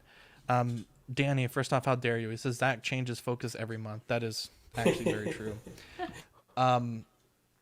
But Zach, it historically has been true, but you've been good the past 2 years. I've been in Lord of the Rings for 8 months been already. pretty consistent. Everyone, it's funny because everyone universally was like, okay, Zach's gonna get all these Lord of the Rings statues and a week later sell them. And I think I only sold 2 of them, and that's just because they either weren't as good as I thought they were, or they were a little bit too large for where I wanted to display them. Yeah. But I think I've done a decent job. Dean, are you thinking of changing focus in any of the ways you collect? I know you kind of dipping the toe a bit into comics and also cards. So, my only Hot Toys that I'm really getting this year are Ahsoka, Clone Wars, Bo-Katan, the Chrome Mando, and now Koska. That's basically it. I don't really see myself picking up too much more 6 scale figures. But most of my focus now, my next 2 big purchases are statues. One of them is supposed to come out Q1 this year. The other one I'm picking up from Rainer. And yeah, I'm getting into comics and now cards, which it's almost like Funko Pops. It's so cheap to do it. When you're talking about statues, you're, 5, 6, all the way up to $1,400 a pop. So realistically, you're only getting one every once in a while. But grading comics is kind of so cheap that it's I could submit, 4 or 5 next time I do it, or, whatever. And it's a fraction of the price. And then cards are even cheaper, apparently. And I mean, you do have to wait a while to get them back, but it's so fun and kind of addicting. Like, what grade did I get? And honestly, that's Danny's fault, and how dare he? But it's a fun little thing we're doing almost together, and like it's such a fun little thing that I really enjoy doing that, and I think we're going to continue to do that this year. But yeah, and then the whole statue thing is, Eddie and Mario's fault, and John's fucking statue unboxing is just so fun. It's like, I want to, can I have some? I want some, And yeah, so we'll see. I mean, I still really love 6-scale figures. Final Fantasy VII, which is my bread and butter, is getting a lot of love this year. And so that may be a rabbit hole. I'm down fully. We'll see. But yeah, I'm excited. Yeah, that's focuses. I wouldn't say like my focus changes a lot, but I don't know how to put it, limiting myself on what I want does, because I seem to always expand what I want to collect way too much. And then I just go hard at like what you were saying, Marco, earlier, where I just go hard at that for a while, and then I kind of have to scale it back once I kind of catch back up. I don't think it's the chase that I'm addicted to necessarily, but it's things that I just essentially want or like that drew me into the line that was already there, and typically you got to work for that. But like, for example, Mythic Legions, and I do playing cards. Obviously, I've talked about that before, and that's an interesting one for sure. There's a lot of like different art and pieces that kind of go into appreciating that I really like. And all that's done, I would like to think that I've scaled back on Hot Toys and saved myself money, but then it just seems like that goes back into those other things, which They're releasing to a cheat.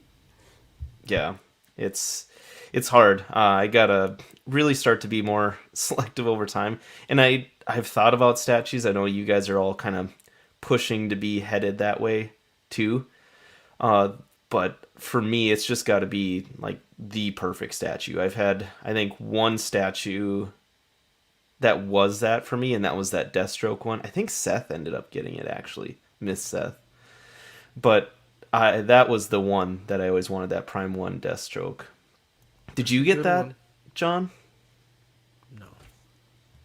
The Deathstroke, no. Oh, okay. No. But yeah, Eddie, let's hear about your 6th focus here. I think this is the first real year I've had a focus. I think I always talk about trying to focus, and I don't think I ever committed until this year. So I probably will. I say this, but you don't know what's gonna happen. But I probably will never buy a 6-scale figure again. Whoa! I'm probably like 100% done with 6-scale. Never mind. Wow, sorry. Everybody. Sean gives me the most shit for it. Used to be. He's sad. He's heartbroken that I say that. But yeah, I love figures. Like, I like finding cool poses and stuff, but I just prefer statues. Especially lately, I feel like figures have needed a lot of futzing, and I don't like futzing at all. Like, I know that Zach's good at that, and you guys always make your figures like you add on things and make them cool, and You want to set it and forget it? Is that? Yeah, I want to set it and forget it pretty much. Even when I find a cool pose, it usually stays in that cool pose. So it just makes more sense for me to do statues. And I'm even like pretty focused in the statue lines that I want. Like, since I want to get the Batman Forever line, all of my DC stuff will be 1/3 Batman stuff, pretty much. There's a Superman that I want, but that'll probably be the only thing outside of Batman that I get. But so I'm focused with that line. Marvel's gonna be 1/4. Star Wars will be 1/4.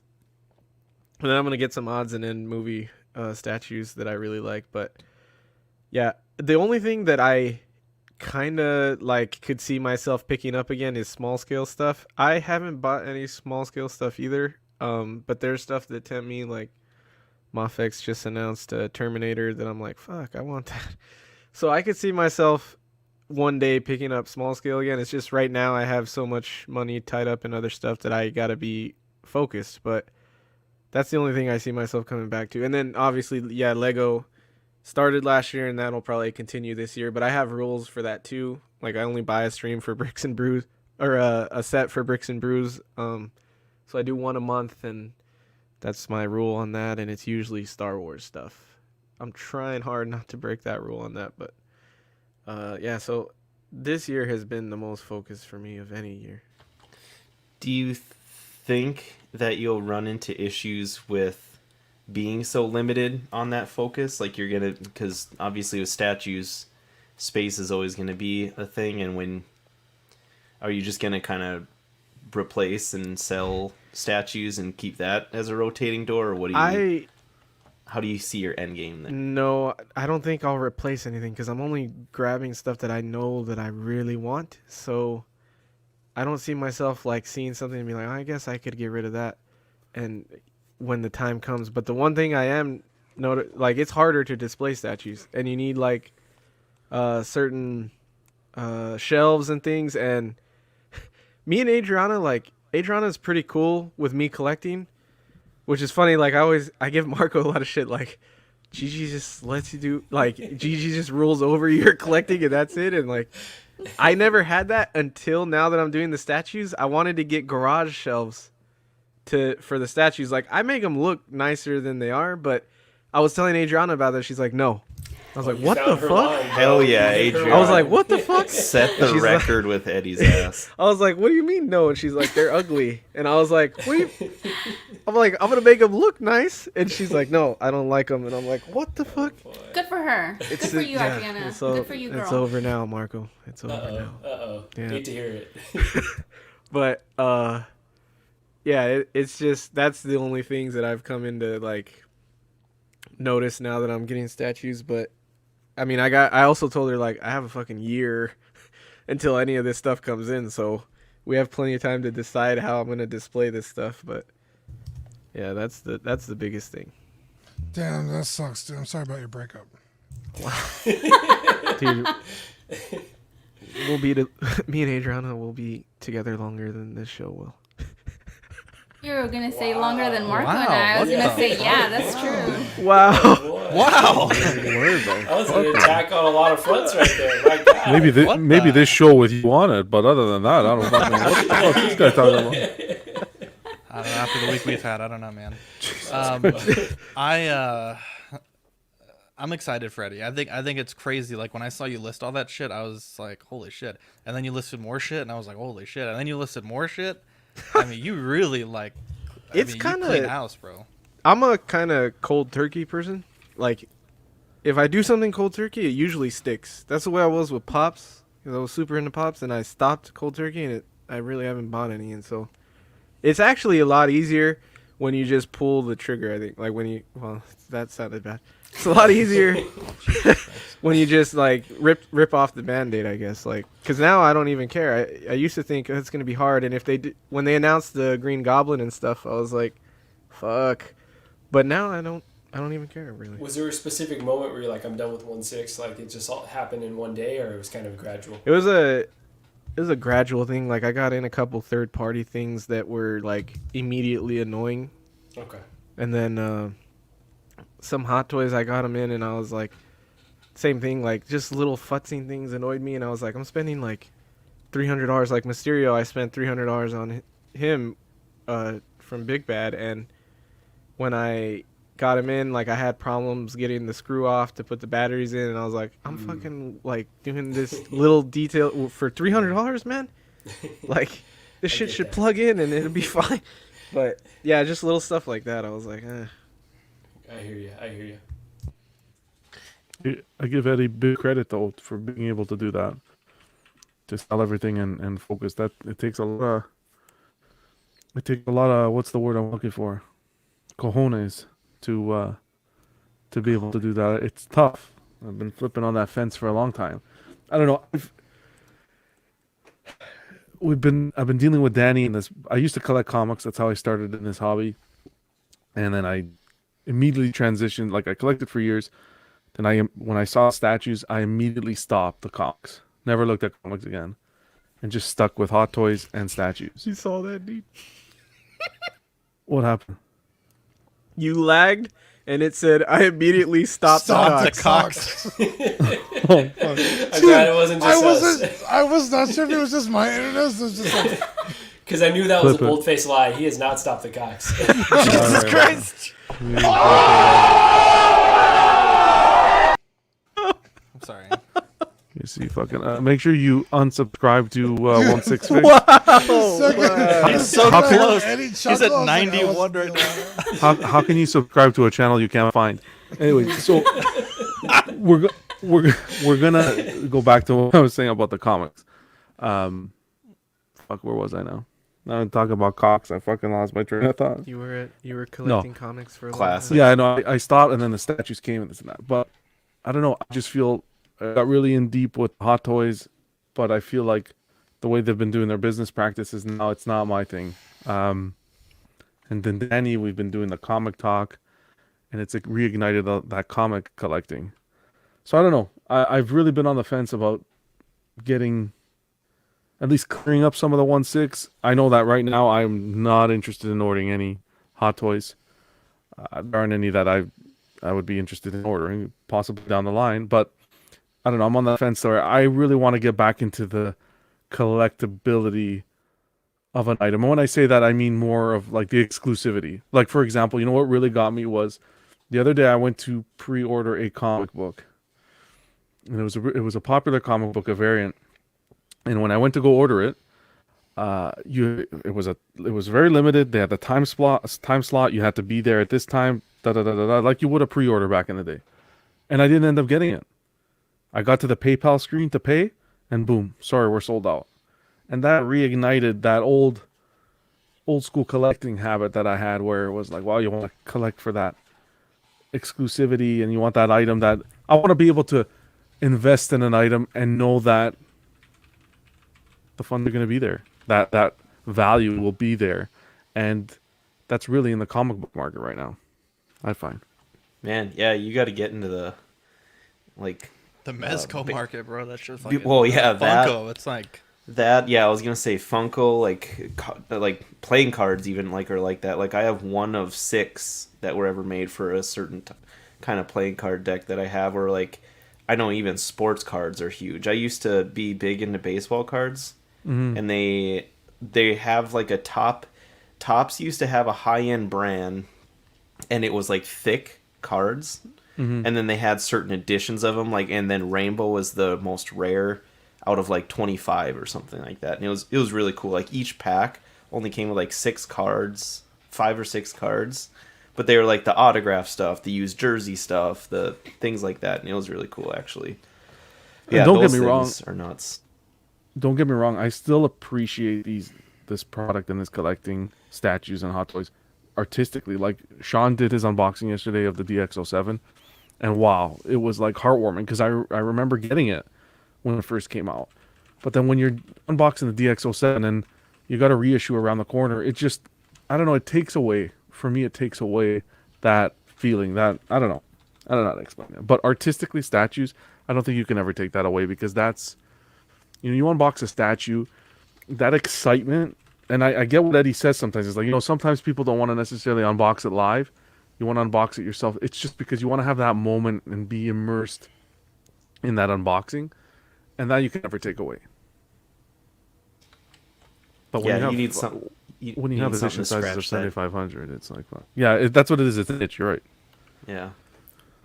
Yeah, it's really interesting to hear all of your perspectives. It's cool that we're all collecting for different reasons. We have some overlap in the ways that we collect. For me, I very much fall in the camp, as John says, the Hot Toys fanboy, where I just enjoy, yes, they got annoying business practices. I just really enjoy the figures, specifically the Star Wars and the Marvel. And to Eddie's point, I enjoy fucking around with the figures. I want to pose them around a little bit, put it back on the shelf, mess with them a lot. So that really appeals to me, opposed to statues. I know the running joke is that Gigi will not let me get a statue, but truthfully, I haven't seen too many statues that fill like oh, that's a must need for me, as opposed to like Hot Toys speak to me a lot more. Maybe just like from the figure collecting from when I was a kid, it's a little bit closer to that. Yeah. I did. Oh, go ahead, Eddie. I was gonna say I understand. I never collected. I wasn't a toy guy as a kid. I was much more of a gamer, so maybe that's why it's easier for me to. Yeah, maybe right. Yeah, because I was big into the action figures. Like have buckets of action figures still at my parents' house. So yeah, it's kind of brings me back to that time. I think just like a more adult, like more artistic version of that. In terms of like changing focus within Hot Toys, I don't think I've been in the game long enough to really like switch it up too much. I don't really have many third party or like non Hot Toys. We got the the 3-0 Rangers, and those are fine, but that SooSooToys Gambit did look impressive to me, though. That's like the first one that I was like, ooh, I might need that, and definitely did try to get it. So, but yeah, I think in terms of changing focus, statues not necessarily, but watching Danny pull all those 9.8 comics the other day, like has my, sorry Gigi, hate to break it to you, but has me, looking at that a little bit more, only because like space considerations, comics seem like, they could maybe fit our space a little bit better. Comics is a sickness, bro. Yeah, Marco, if you were to get like a graded book, what's sort of like, if you had one graded book, like what's your favorite character? I love Batman and I love Spider-Man. One of the books that I loved that Brenton was showing off yesterday was it Venom like number 4, and it was the black suit Spider-Man on there. Yeah. That was gorgeous. Like those like art pieces that like. I need the comic to go with this. That's what I want. Hell yeah, dude. The Taco Bell After Effects, bro. That's awesome. Jesus, man. Gigi, what are your thoughts on this whole? Go ahead. Yeah, no, go ahead, Gigi. Go ahead.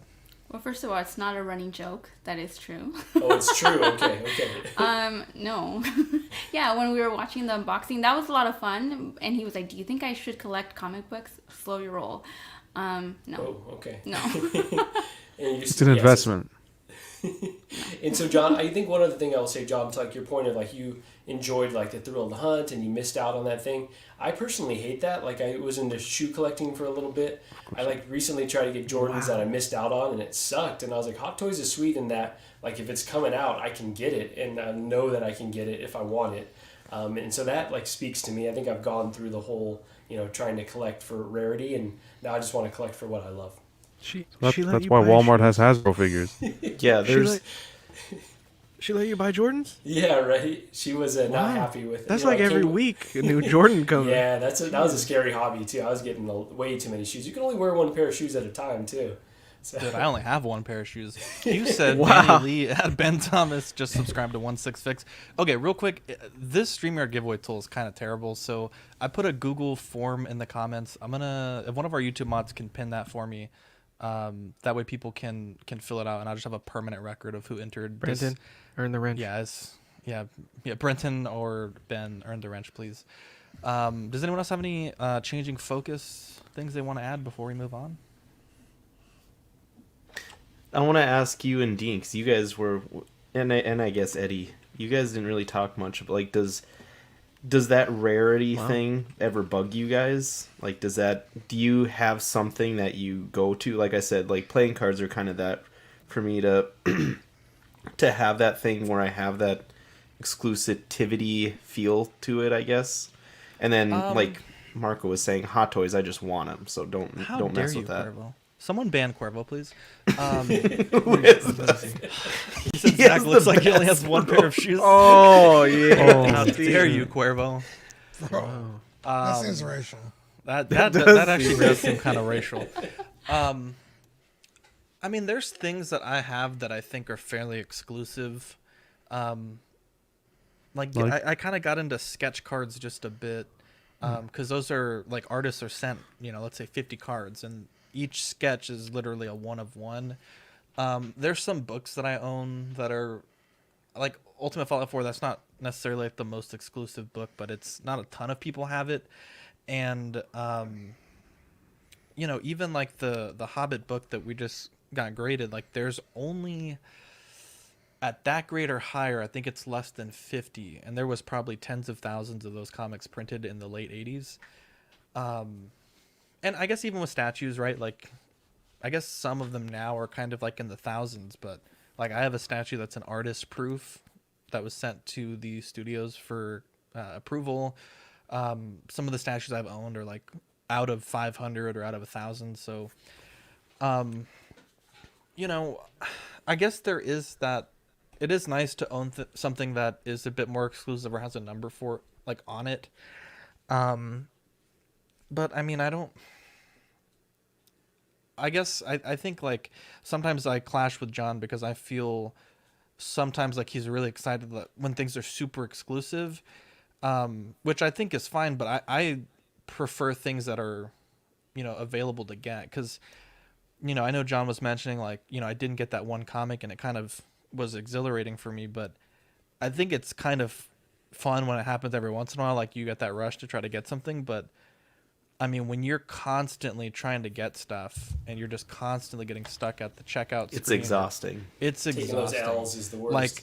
And Dylan, to Mezco's credit, they've stepped up tremendously. But I mean, with Mezco and Funko, there was a point a few years ago, like, I mean, people were spending like I think with Funko's like Wednesdays or something like every Wednesday trying to get the drop, and just day after day getting shafted. So. I think there's definitely two sides to it. Like if Hot Toys started bringing figures out closer to when they released, I definitely think you would run into those situations where it's a rush to pre-order, the site crashes and you don't get the figure and you're paying 3, 4, 5 times the price. I wouldn't doubt that for a second.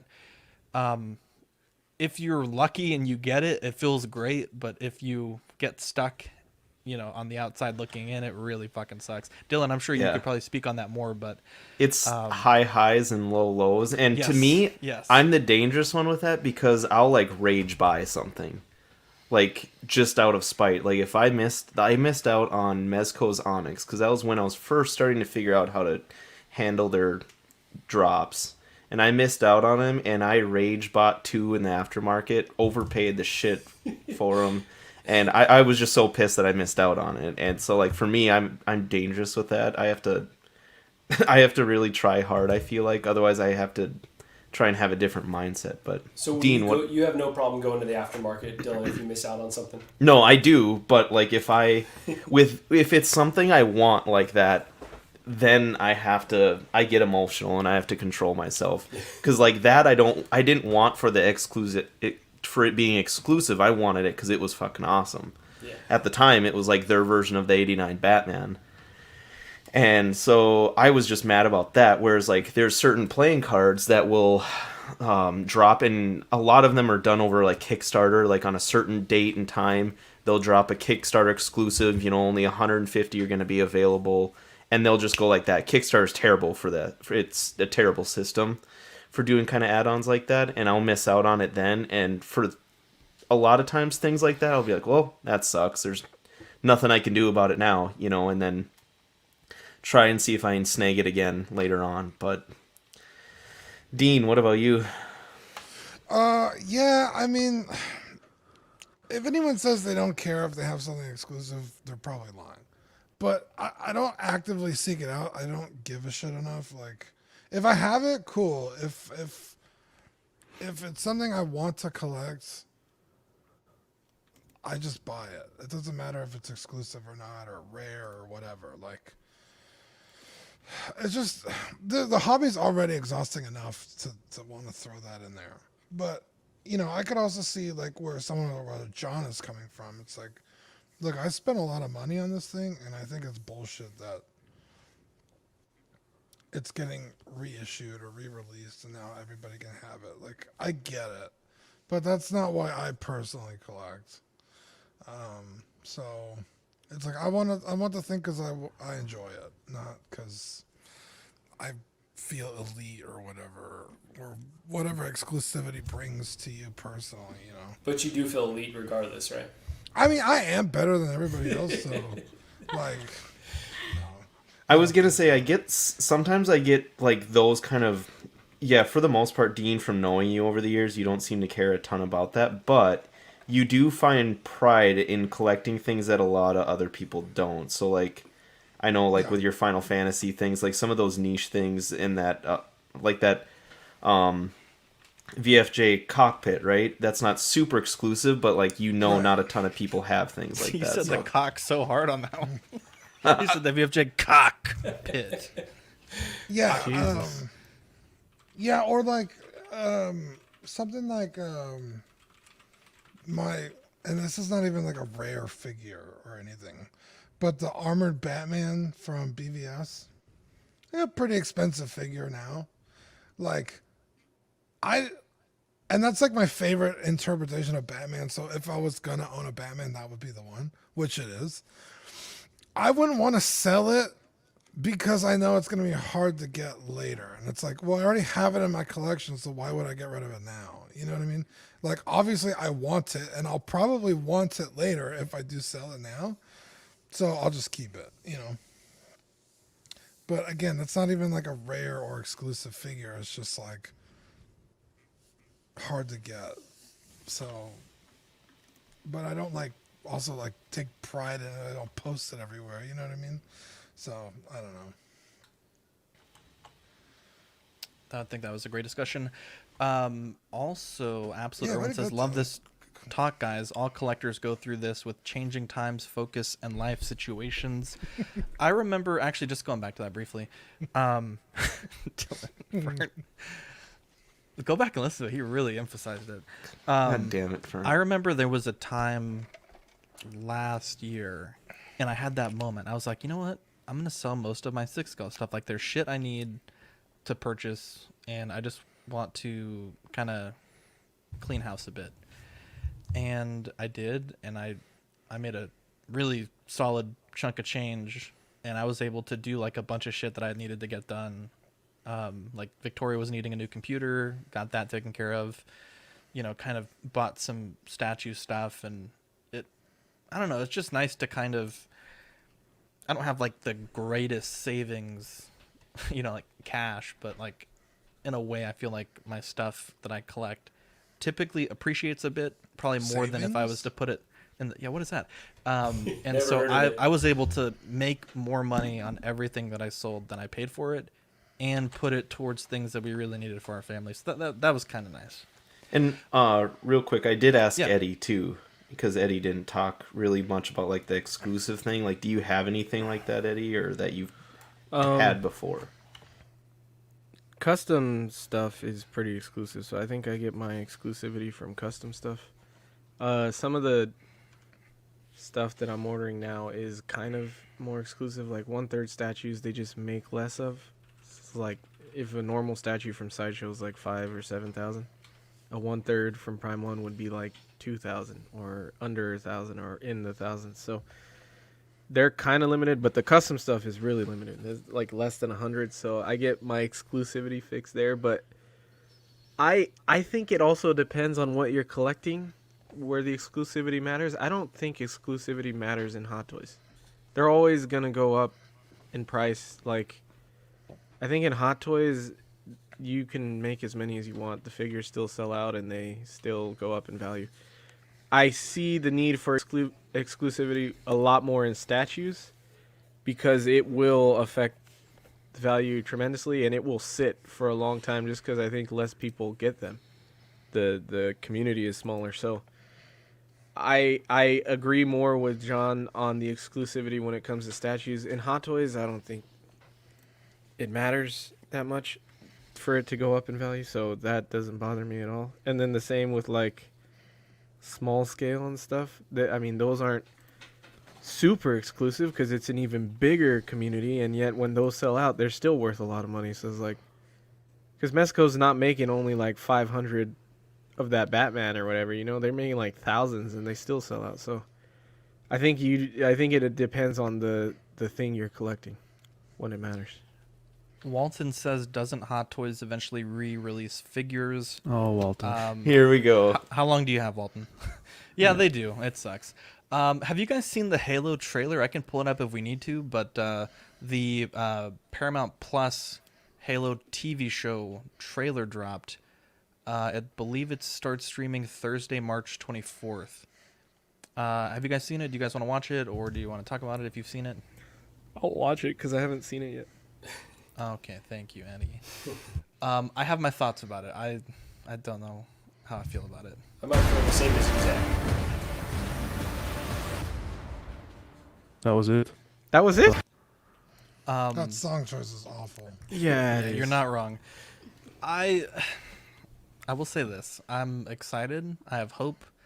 But I think starting off by not getting Steve Downes to voice Master Chief, kind of rough. Also, the voice actor of Cortana is different. That really sucks. Is it? Maybe I thought she sounded pretty good. For no I don't reason. Yeah, I think thought so. she did. I don't.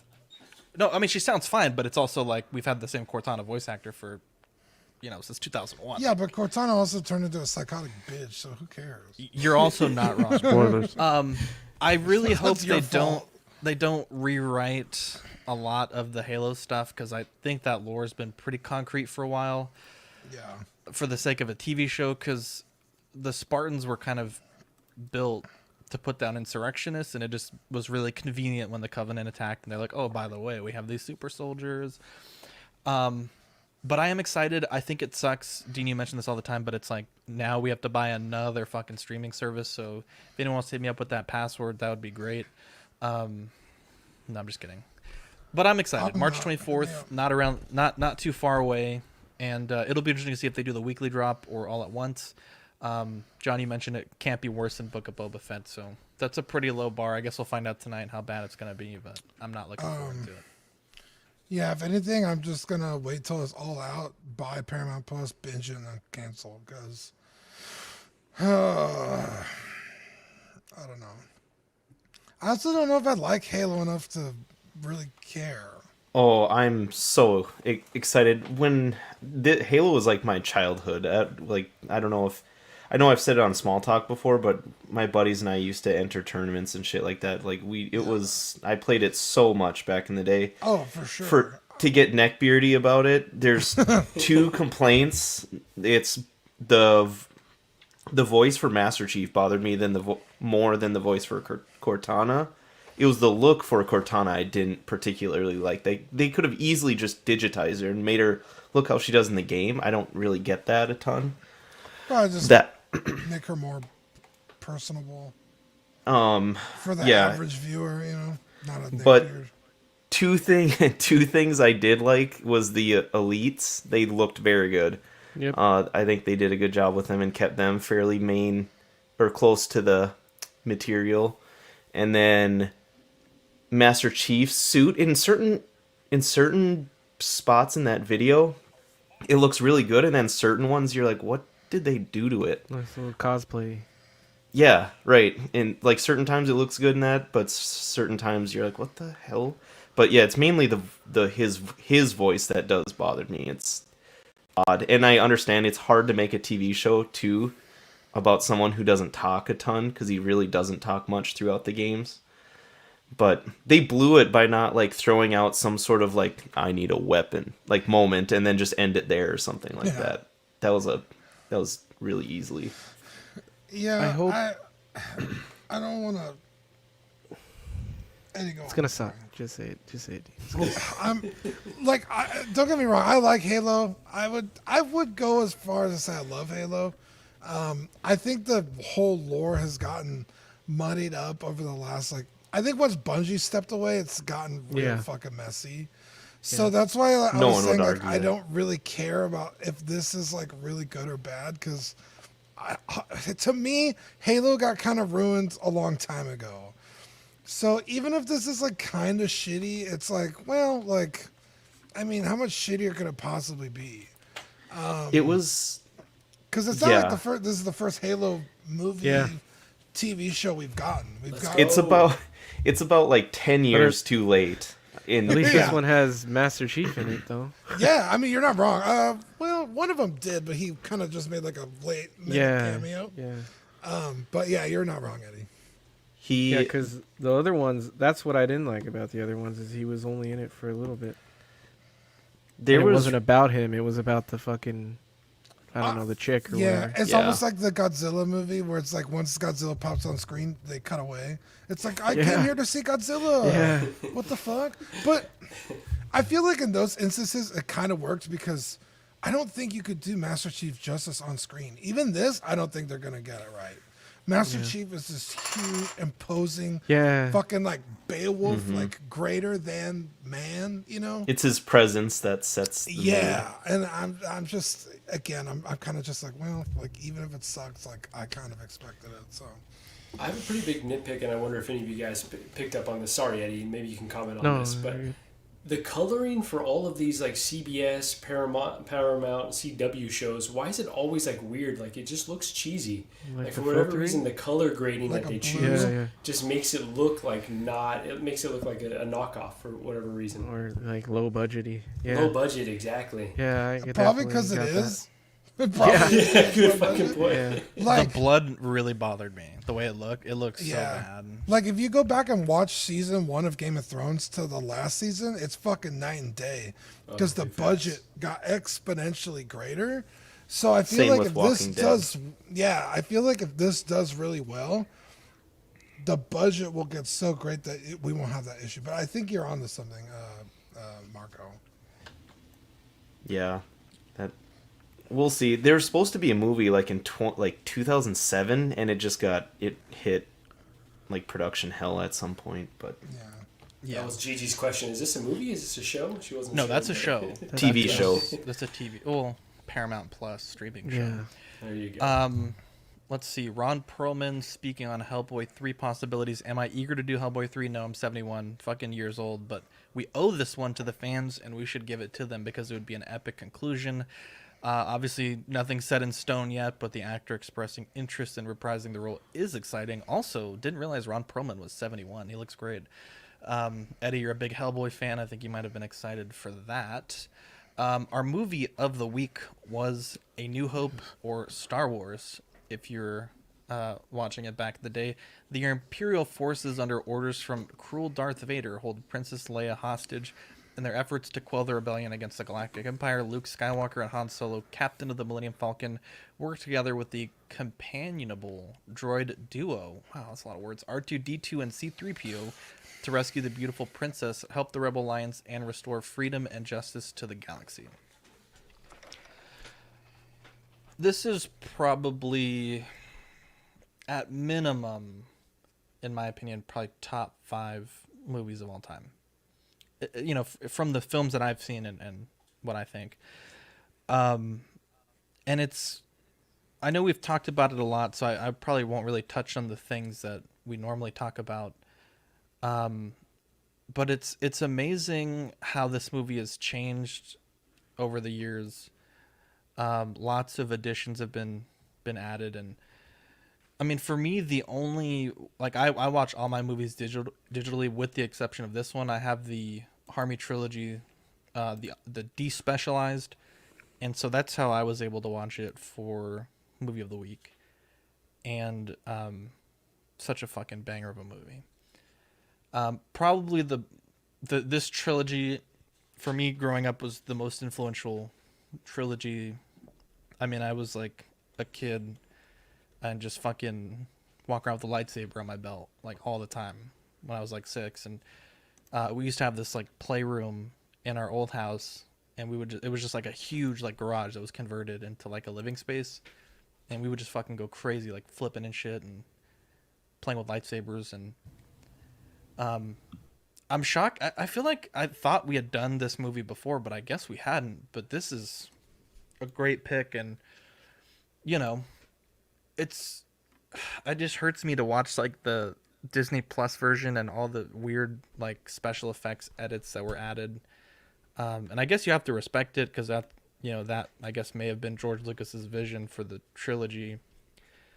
But man, this film is fantastic, and it's one of those movies like I don't watch it that often. I know, Dean, you say you at some points in your life you watch it, once a day. I don't think I've ever gotten to that point with this movie. But you really have to respect it for what it is, and if you like Star Wars, which I imagine most of the people watching do, check out a YouTube video called Star Wars Was Saved in the Edit. It's a really interesting video about how I believe Martha Lucas was George Lucas's ex-wife, how she crafted the film from being a really bad film to recutting it really elegantly to really really become the classic that it is now. It's a long video, but it's probably one of the best Star Wars videos that I've ever seen. And it's interesting because when we talk about all these changes, this movie was selected for enshrinement in sort of like the National Archives, but it's my understanding it's never been submitted because the archives require the films to be in their original unedited state, and I don't think Lucasfilm is willing to do that, to submit it. So I have hope that one day we'll get a 4K official release of the original theatrical version. I don't know that that will ever happen. Marsha Lucas, there you go. Thank you, Nicolio. But this is such a great film, and I'm really glad that it was picked. Dylan, you had something you wanted to add there? Sorry about that. Oh no, that's fine. I was interrupting you, but wasn't she considered like one of the main heroes for Empire 2, and then she wasn't there for Return of the Jedi? That was a big reason why that one kind of fell off. I can't speak on that. I don't know for sure, but from the video that I've seen, she was like literally one of the driving forces of like why the movie was the way it is, because in the original like rough cut, it was a totally different movie. And dialogue mainly is what she helped with, right? Yeah. Star Wars Theory talks about it a lot as well. Yeah. Dean, this is one of your favorite movies of all time. Tell us about it. Yeah, this movie is arguably one of the most important films of all time. It influences culture even today, the way people made movies, the people still make movies.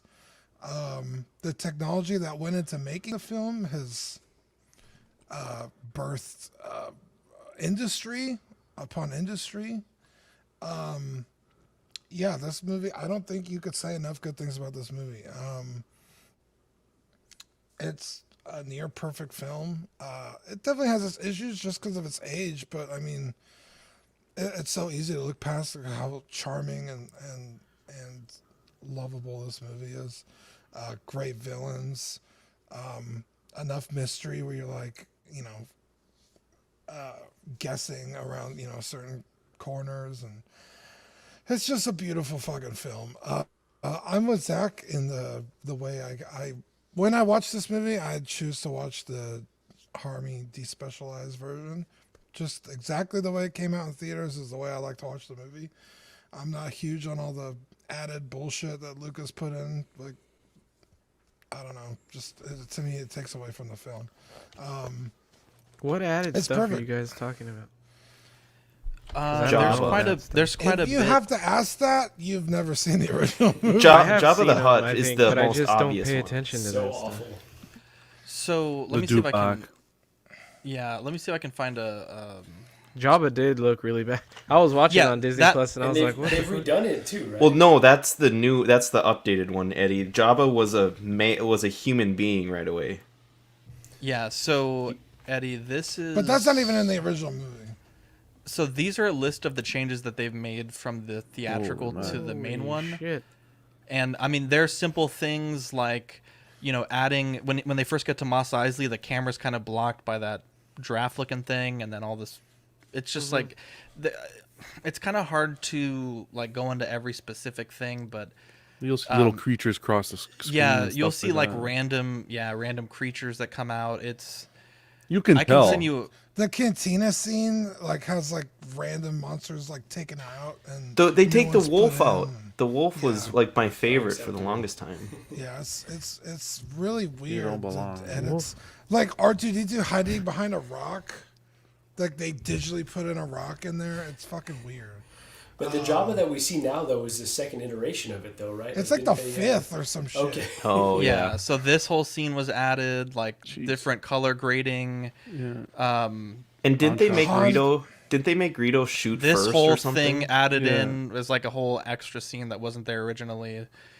Yeah, they made Greedo shoot first, the weird Han neck dodge, the rock. Yeah, see how the rock, like, how did he get in there? That doesn't even make sense. There's a number of small things, Eddie. It's like, some of them are actually done fairly well. Some of them not so much, but yeah, there's one for me that with the ones that are. Go ahead. Yeah, I think I know where you're going with that, Dean. Like, there's some changes that I think are actually for the better. Like in Empire, they added windows to Cloud City, which makes a ton of sense. Those were not there originally because I think it was too difficult to do at the time. So I guess it depends, but I would say on the whole, I think the changes are not super great. Yeah. Dean, were you finished? Yeah. Is he frozen? Or I is he think just he's. fucking I think he with may us be now? frozen. Go ahead, whoever's next. One thing that always stands out with this movie, I don't know if you guys feel this way, and I know it is the shortest of the Star Wars movies, I believe, for screen time, but it seems to always fly by whenever I watch it. That's how it's a good movie, and I know it's a good movie when I'm watching it, is whenever I watch it, it's it just like the time passes by so quick Incredibly throughout it. well-paced. It's really entertaining, and yeah, same thing, Zach. I grew up on this. My dad actually had an old, I believe it was from the '80s box set of the trilogy VHS box set, and I wore all three of the VHSs out. Like my parents wouldn't buy the new ones until I wore all three of them out. So when I wore one out, then I'd watch the other two. Then when I wore out two of them, then I would get back, or then I wore the third one out, and then they somehow found it again in like the early 2000s, that exact same box set. And yeah, that one actually had a lot of the original footage on there, and that's the only reason I know it. A lot of that I've forgotten about by now because I haven't seen that since I had a VHS player. But so good overall. It's like you guys said, it's a cultural icon of a movie for sure. Yeah, I probably seen those original ones. I just haven't seen them in so long. I don't remember the differences. Yeah. And I don't pay attention to them, I guess. And I also like the prequels, right? And I feel like a lot of that shit they added just reminds me of the prequels. Like the CGI was bad in the prequels, and it kind of looks similar to me. So I guess it's like nostalgia for me to see shitty stuff like that. But I did notice watching it, I was like, Jesus, Jabba looks rough there. It really does. But I love the OT trilogy. I remember watching it with my mom and my brother, and I was lucky enough to grow up with a brother, so we would fight with lightsabers all the time. Those ones that you like have to flick out and they like fall out the tubes or whatever. You have to like fucking yeet them to get them to work. Yeah. So that was cool. Han was always my favorite character, and Han and Luke, they have hilarious brotherly banter, kind of like the same way me and my brother were. So I think it's funny that they're fighting over Leia the whole fucking time, and then Jesus Christ. And you're like, poor Luke. That's your sister. Yeah, you hate to see it. Luke and Leia are the original Cersei and Jaime. Wow. Never thought of that before. Jesus. Well, yeah, I love A New Hope, and I think it's actually my least favorite of the three, but it's still, like Dean said, it's an amazing movie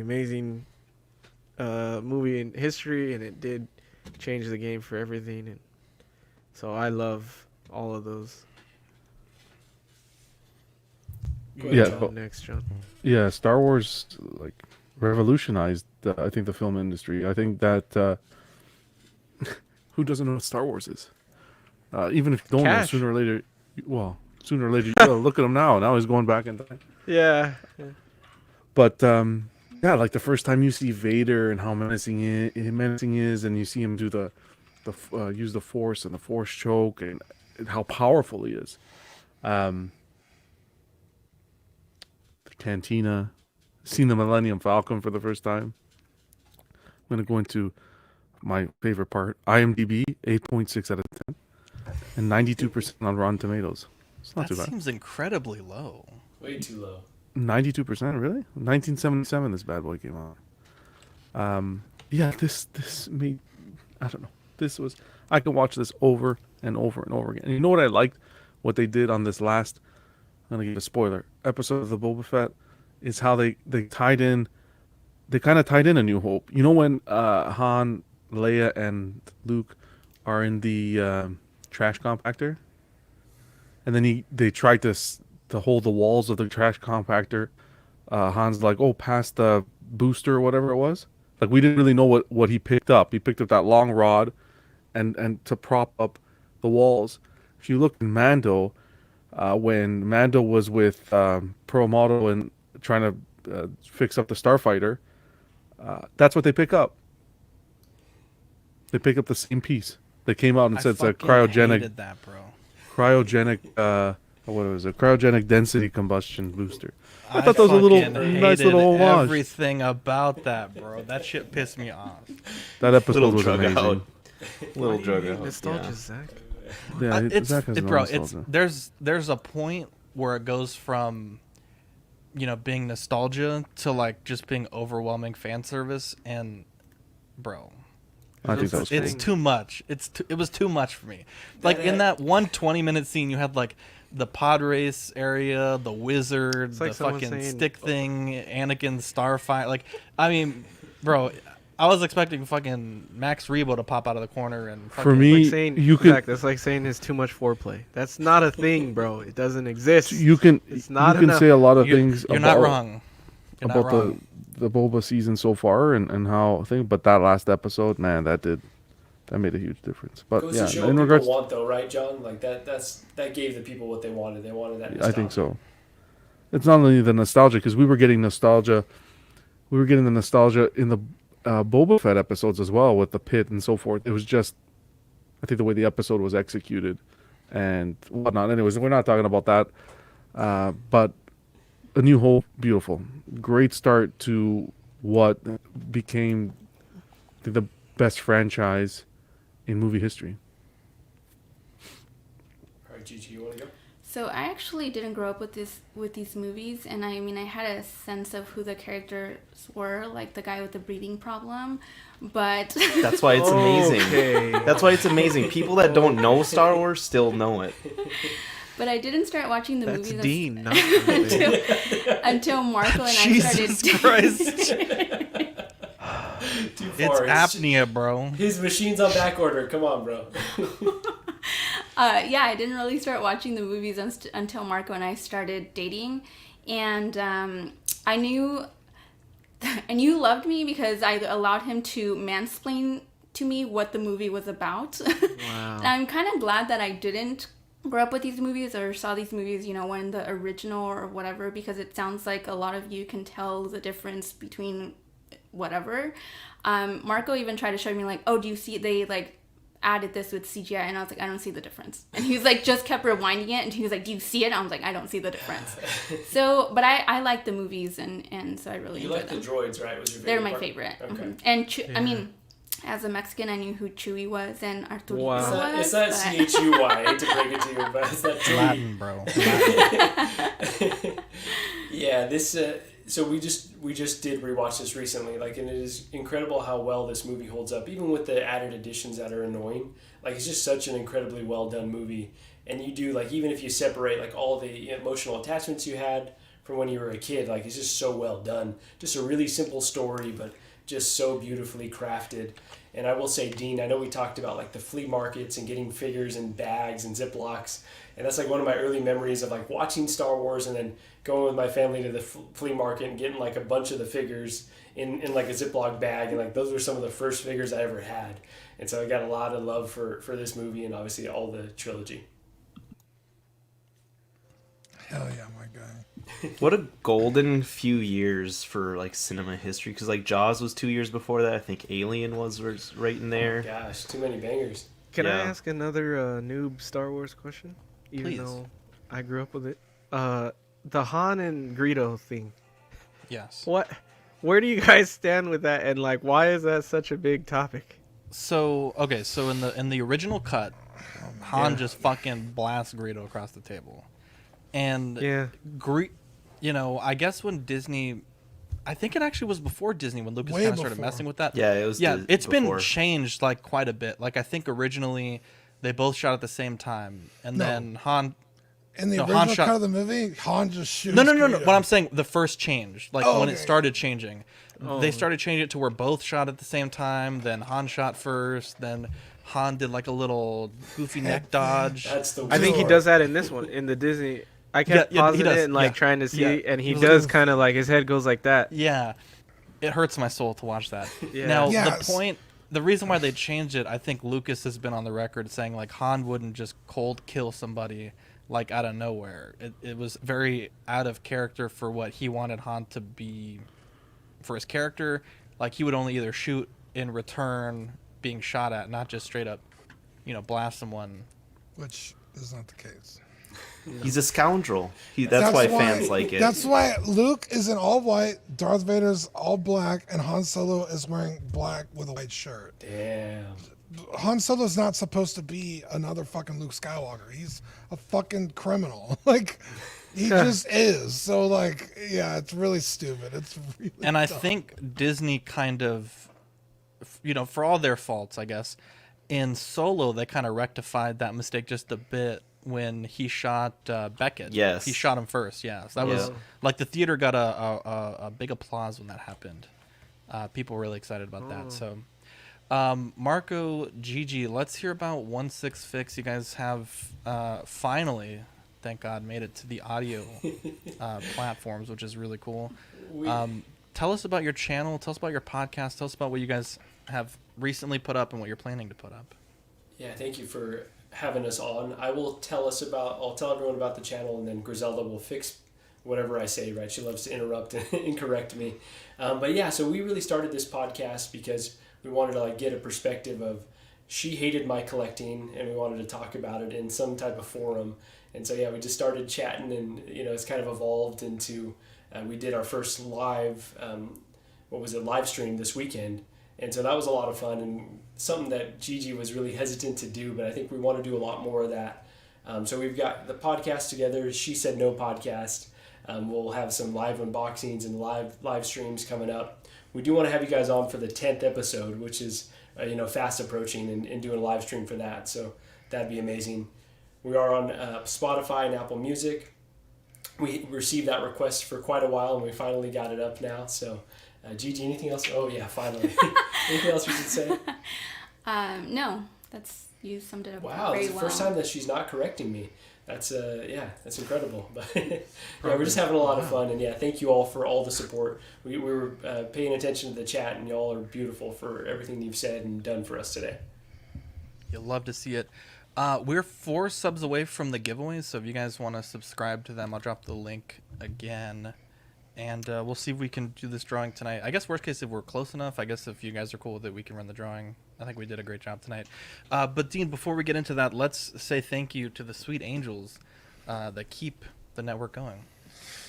Yeah, huge shout out to Sean Fear, Ian CB, Renee Mendez, Eric Mariscal, Quinn Aguirre, Lemur Hernandez, King Louis, Mark Pearson, Paul Schreiber, James Colley, Equan, Chris Valencerina, Ben Thomas, Chris Liddy, Ruben K.S. Rivera Jr., David Jones, Sweet Danny Lee, Deanie Martin, Stephen Crett, Thinol Fern, King Zach, Caesar Mariquin, Mike Cruz, Lisa Martin Babonsky, Rick DeGregorio, Alvin Jules, The Everyday Collector, Ricardo Valdez, Jose CZ, Erwin Azucena, The Illustrious Rainer, Alad Morgan, Scott Smith, Don Mayton, Bo LeBoy, Jimmy James, Stephen Pritchard, Sean Usby, Big Pep, Scott Bradley, Stephen Maria Stanley, Jesse Contreras, Eddie Manzanares, Louis Bennett, Chip Perrin, Jimmy Hernandez, Gigi the Judgmental, and Brenton Palmer.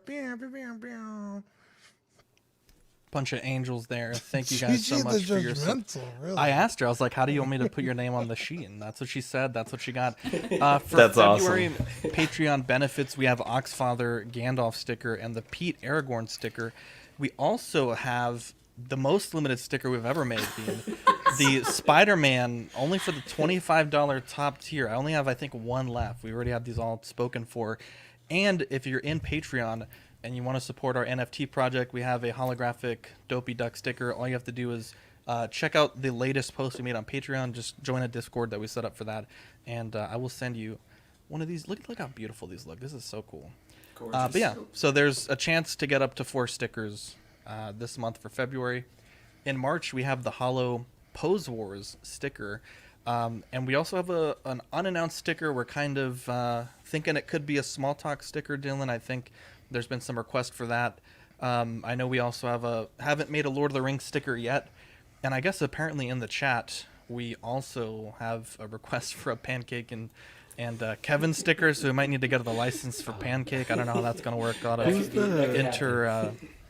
the next in the fellowship to get a stick? Like, who's the next character? I mean, I guess it's really up to Mark, I guess. Oh, okay. I mean, I do want to get all the host made, so it's. I mean, we could do that also for March if we don't have a small talk one. But yeah, I think what Mark wants to do is get the ringcast host done as solo stickers, and then, for example, for collecting weekly, we'll do like me as Gandalf, and then Dean, Eddie, John as their characters, and then for OFAC, like the OFAC cast as their characters.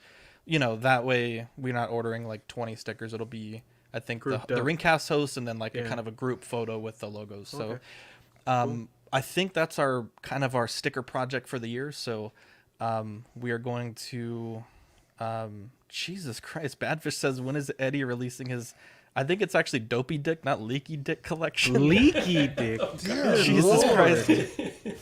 That's horrible. Also, the chat loving the Dopey Duck stuff, and Erwin noticed the Dopey Duck button. Yeah, so we're trying to figure out how to get that. And then they also want a Dylan coughing sticker. So, I guess we'll see. We'll put it up to vote. We have talked about reissue stickers in the past, and I think the John sticker was the #1 vote for the reissue sticker. So we're gonna get that. No, I'm just kidding. I know we talked about releasing a sticker from 2021 in 2022 to give everyone a second shot at it. So we will, we'll see what happens with that. Reissue the A. CC, the also the plastic one or a sticker? No, the plastic one. That's what. Oh yeah, we got to do that. Yeah, we got to get you one for sure. What were you saying, Dylan? I think I got to defend myself. That wasn't me who coughed today. I don't know who that wasn't. Was it sounded who like coughed? Eddie fingers.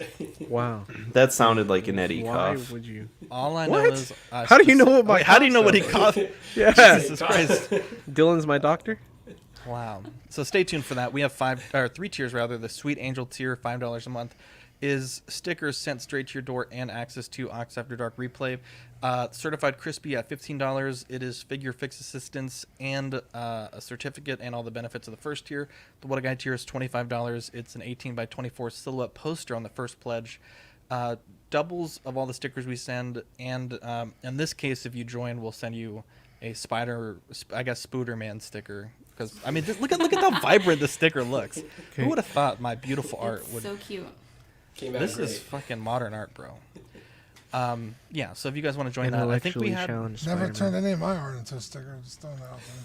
Well, he draws one goofy looking Spider-Man, and all of a sudden it's a fucking wow. Stop drawing so many dicks, and maybe he can put something. You else. hate it. Yeah, I sent your Dopey Dick. I sent your gear cock, and they sent it back. They refunded me and said they closed my account, bro. So there's that.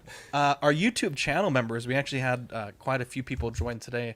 Mojo Z78, OG fan, Absolute Irwin, Beme, Test Jess 1, Mark Pearson, DK Avenger 702, Ben Thomas, OMFG Rick, Justin Harass, Mike Oxlong, Paul Schreiber, S Beam, Andrew Gibo, Andres IB, and Sweet Angel CC3PO. You'll love to see it. I'm excited, Dean, because tonight, here's what we do tradition on CW as of late. We watch Boba. We hate it. And then we watch Rogue One 6 destroy it, and we laugh at what they have to say because their channel is so entertaining. So if you're watching Book of Boba Fett tonight, check out Rogue One 6. They're going to do a live stream. We were on it last week. I don't know if that's the case for this week, but it's a great little segment that Matt Mangum and CC do, and we love to see it. The YouTube channel memberships start at 99 cents if you're already a Patreon. If you're not, it's $2.99. You get some emoji badges and member shoutouts. Here's a look at the network. We have the weekly shows, CW Live, After Dark, Collecting Weekly Live Unboxing, OFAX, Small Talk, In and Outs of Collecting, Live and Let Dice, Pose Wars, The Ringcast, and Bricks and Brews. I know Bricks and Brews went live on Sunday. I missed you guys, but it looked like a fun time. And Pose Wars was also this past weekend as well. Live and Let Dice is recording Saturday at, I think, 8 And then Eddie, I think In-N-Outs, you guys are going at 10 this Friday? Yeah, 10 Central, yeah. Awesome. And then Dylan's Small Talk is doing, I think it's 8:30, if I'm not mistaken. 8:30 on Thursday. Very cool. Let's check in. We're at 98 subs. Do you guys want to run the giveaway now? I think we gained like 25 subs while we've been live. That's incredible. Thank you Is that all. close enough to run the giveaway, boys? Anyone give me a yes or no? Sounds beautiful to me.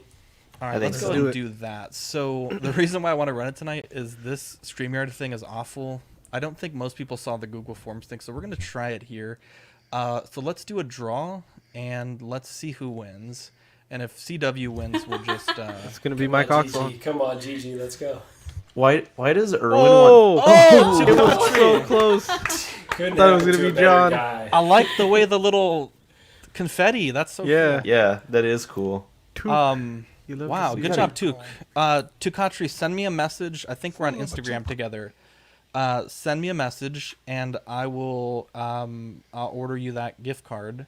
If I don't hear from you in a few days, I'll just send you a message. I know you're in all of our chats, so we'll find a way to get it to you. But yeah, that giveaway was a pain in the butt because StreamYard giveaways is not very good. The tab crashed, and when I opened it up, it was like, oh, you have 0 giveaway entries, which is tough. It's a cool thing to add and refine, though. I'm excited for that with Small Talk and Sean's trivia and stuff. But yeah, well, no, I'm just kidding. You guys are at 99 subs, so hopefully we'll crack 100 before the day is over. Wow, that's incredible. If you want to check us out on social media, John, tell us where they can find us. We got our main Facebook page, Collecting Weekly. We have our other group Facebook page, Collecting Weekly Auxiliary, where the whole community joins together, talk collectibles, our lives, all the fun stuff. On Instagram, we got also the main Collecting Weekly page at Collecting Weekly. We have at Collecting Weekly _clips. We also have at the _everyday _collector and our Statue Talk page at In-N-Outs of Collecting. Be sure to subscribe to all those pages, guys. Yep, definitely some cool pages there. I will drop a TeePublic link in the comments. That's where you can buy our shirts if you want to support what we're doing in the form of swag. They have like all kinds of stuff like hats and any number of things. And look at that, 6 Scale Mafia says, there you go, I'm your 100th sub. What a fucking guy. Go check out 6 Scale Mafia too. He's almost at 1,000 subs. I think he's doing an IG-11 giveaway if I'm not mistaken. He was on Posler's last week. Great guy there. But we have... Mafia. Yeah, look at that. Well, actually, let's give a round of applause for 100 subs for 166. I feel like we kind of glossed over that one. Wow, that was good job, guys. The least enthusiastic round of applause I've ever heard. But I was on mute. Well, I don't want to get yelled at for blowing up the microphone. I want you to blow it up for this case. This is cause for celebration. Yeah! There we go. Fuck yeah! Yeah! Let's Woo! That's what I'm saying. Thank you, Dean. I need one of those That was R2D2 perfect. screams out of somebody. Friends of the show, we got 6 Scale Scavengers, Optical 20, PJ the Paradox Nerd, KG Collector, JB Collection, Rogue 16, Boogie Manny, Third Party Reviews, DCX, 6 Scale Man, John the Everyday Collector, Will Foxification, Just Another Friday Night, 6 Scale Reviews, Casual Nerd Problems, Cash to Gemini, P Rockzilla, and 16 Fix. Erwin says goodbye ears. Badfish says just woke up the house. Go subscribe to all those people and show them Blame some Zach. He fucking love. yelled at us for not yelling. I said they'd have 100 subs, and it was like... I was Library muted. clap. Oh, what the hell? Oh, 16... Wait, how dare you, Cuervo? 16 Fix is on the list. They're let me go back. It's just spelled out. Oh yeah, it's 16 Fix. That's probably why he's getting mixed up. Oh, Yeah, okay. that's why name I had change issues. coming in the future. Ban Cuervo. Anyways, does anyone have any shout-outs they want to give? I'll start with you, Dean. Yeah, in fact, I wanted to give a huge shout out to Paul Schreiber. Just, he was such a huge supporter for us on episode 200. Oh, absolutely. A channel member, he just followed me on Instagram. What a dude. What a fucking guy. Also, shout out to Cece and Andreas for joining our YouTube channel tonight. Thank you guys. So awesome. We love that. We love you.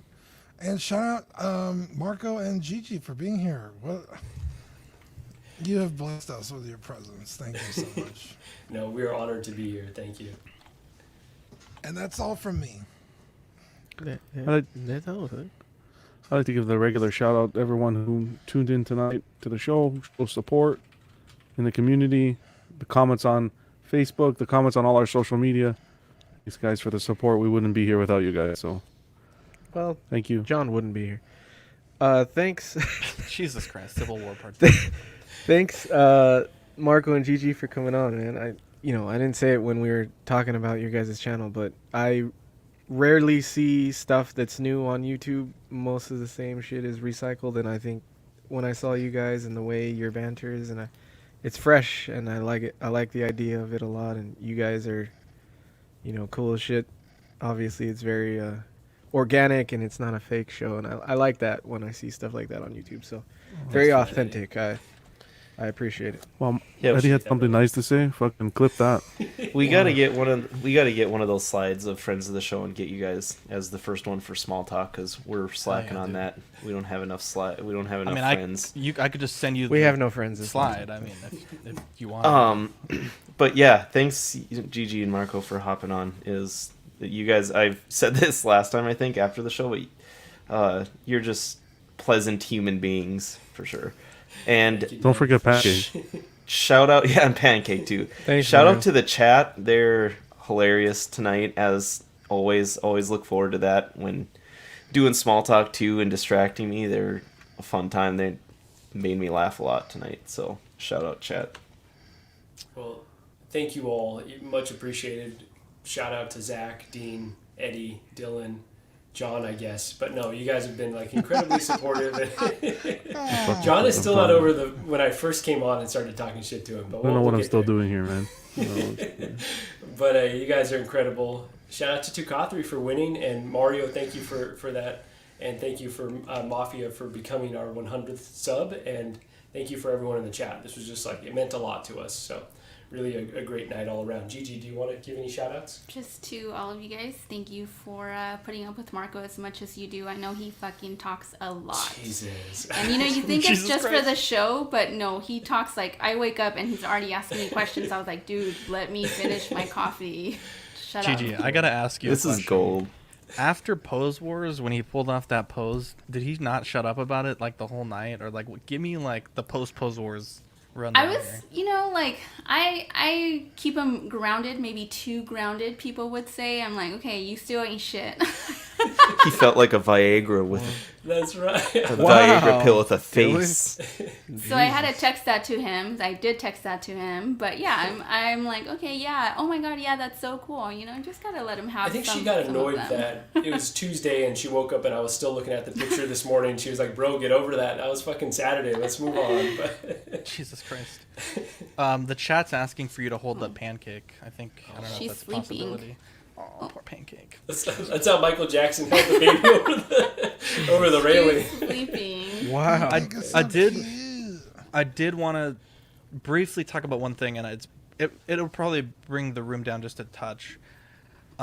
Dean, Sunday, real sad news for the San Antonio toy community. There's a gentleman by the name of Robert Lee Garcia, and unfortunately he passed away this weekend. And he's kind of if you go to a toy show in San Antonio, he'd always be there. And he's the kind of guy like we saw him, me and Rainer, back in December or November when we had that last toy show. And he's the kind of guy when he comes into the room, everyone stands up. He's was really a great guy and had a ton of respect within the community. And it sucks, man. It really sucked. And, I just wanted to kind of throw some words out there for his family, and, we're keeping them in our thoughts and prayers. And, it was when I woke up and saw that message, it was from his daughter. Dude. And it was fucking heartbreaking, bro. I was it really. I had no idea he was even sick. So yeah, just a really positive guy. You would we do the toy shows twice a year, maybe 3 times a year, when obviously there's no COVID. And he, at least for me, I only saw him when we were at the toy shows, and every time it was boom, like he was always right there, like greeting you, like, hey, what's Yeah, up? how's man? your How you wife? How's your doing?" kid? You know. Like, yeah, I just remembered like details about you. Like, he's just a really personable guy. And when Zach said, you know, that we had lost somebody, I was like, oh damn, like that sucks. And then when I found out who it was, I was like, that's even worse, like, because he's Yeah, such he was one of our dude. he was one of our first people to join Auxiliary when we first started it. And I mean, he wasn't particularly active, but I think he joined to like support what we were doing. And I mean, our show was still like super new, like maybe less than 25 subs when we started the group. And like that's really the kind of guy he was, and definitely gonna be missed. I know the San Antonio community is planning like some sort of something for him. I don't know if it's gonna be at the next event or like I know a group that we're in, they're gonna change the cover photo at some point in his memory. So, you know, definitely tell the people that you love them, and you know, just things can change. And you know, I think the thing about him that I think I respected the most is he dealt with a lot in his life, and he had been sick with some things for a while, but even through all that, I mean, he was still like probably the most positive person I think I've ever met. And you know, it was rough. It was a rough weekend. So I know that kind of brought the room down, but I wanted to thank everyone for joining. We love you guys. Sorry for your loss, guys, and it's sorry for the community's loss. And it is really cool to see though that like when these things happen, like the community comes together and they honor that person. And you know, we've had some people like that we lost last year in different communities, and it's cool to see, I think, for the family as well, to see that they had no idea the effect that this person may have had on a group of people all over the world that they didn't even know about. So you know, condolences. Yeah. You're good, but we love you guys. Thank you for watching. Thank you guys for helping Marco and Gigi get to that sub milestone. And we're excited for After Dark tomorrow and another great week of content. And we'll catch you in the next episode. Bye.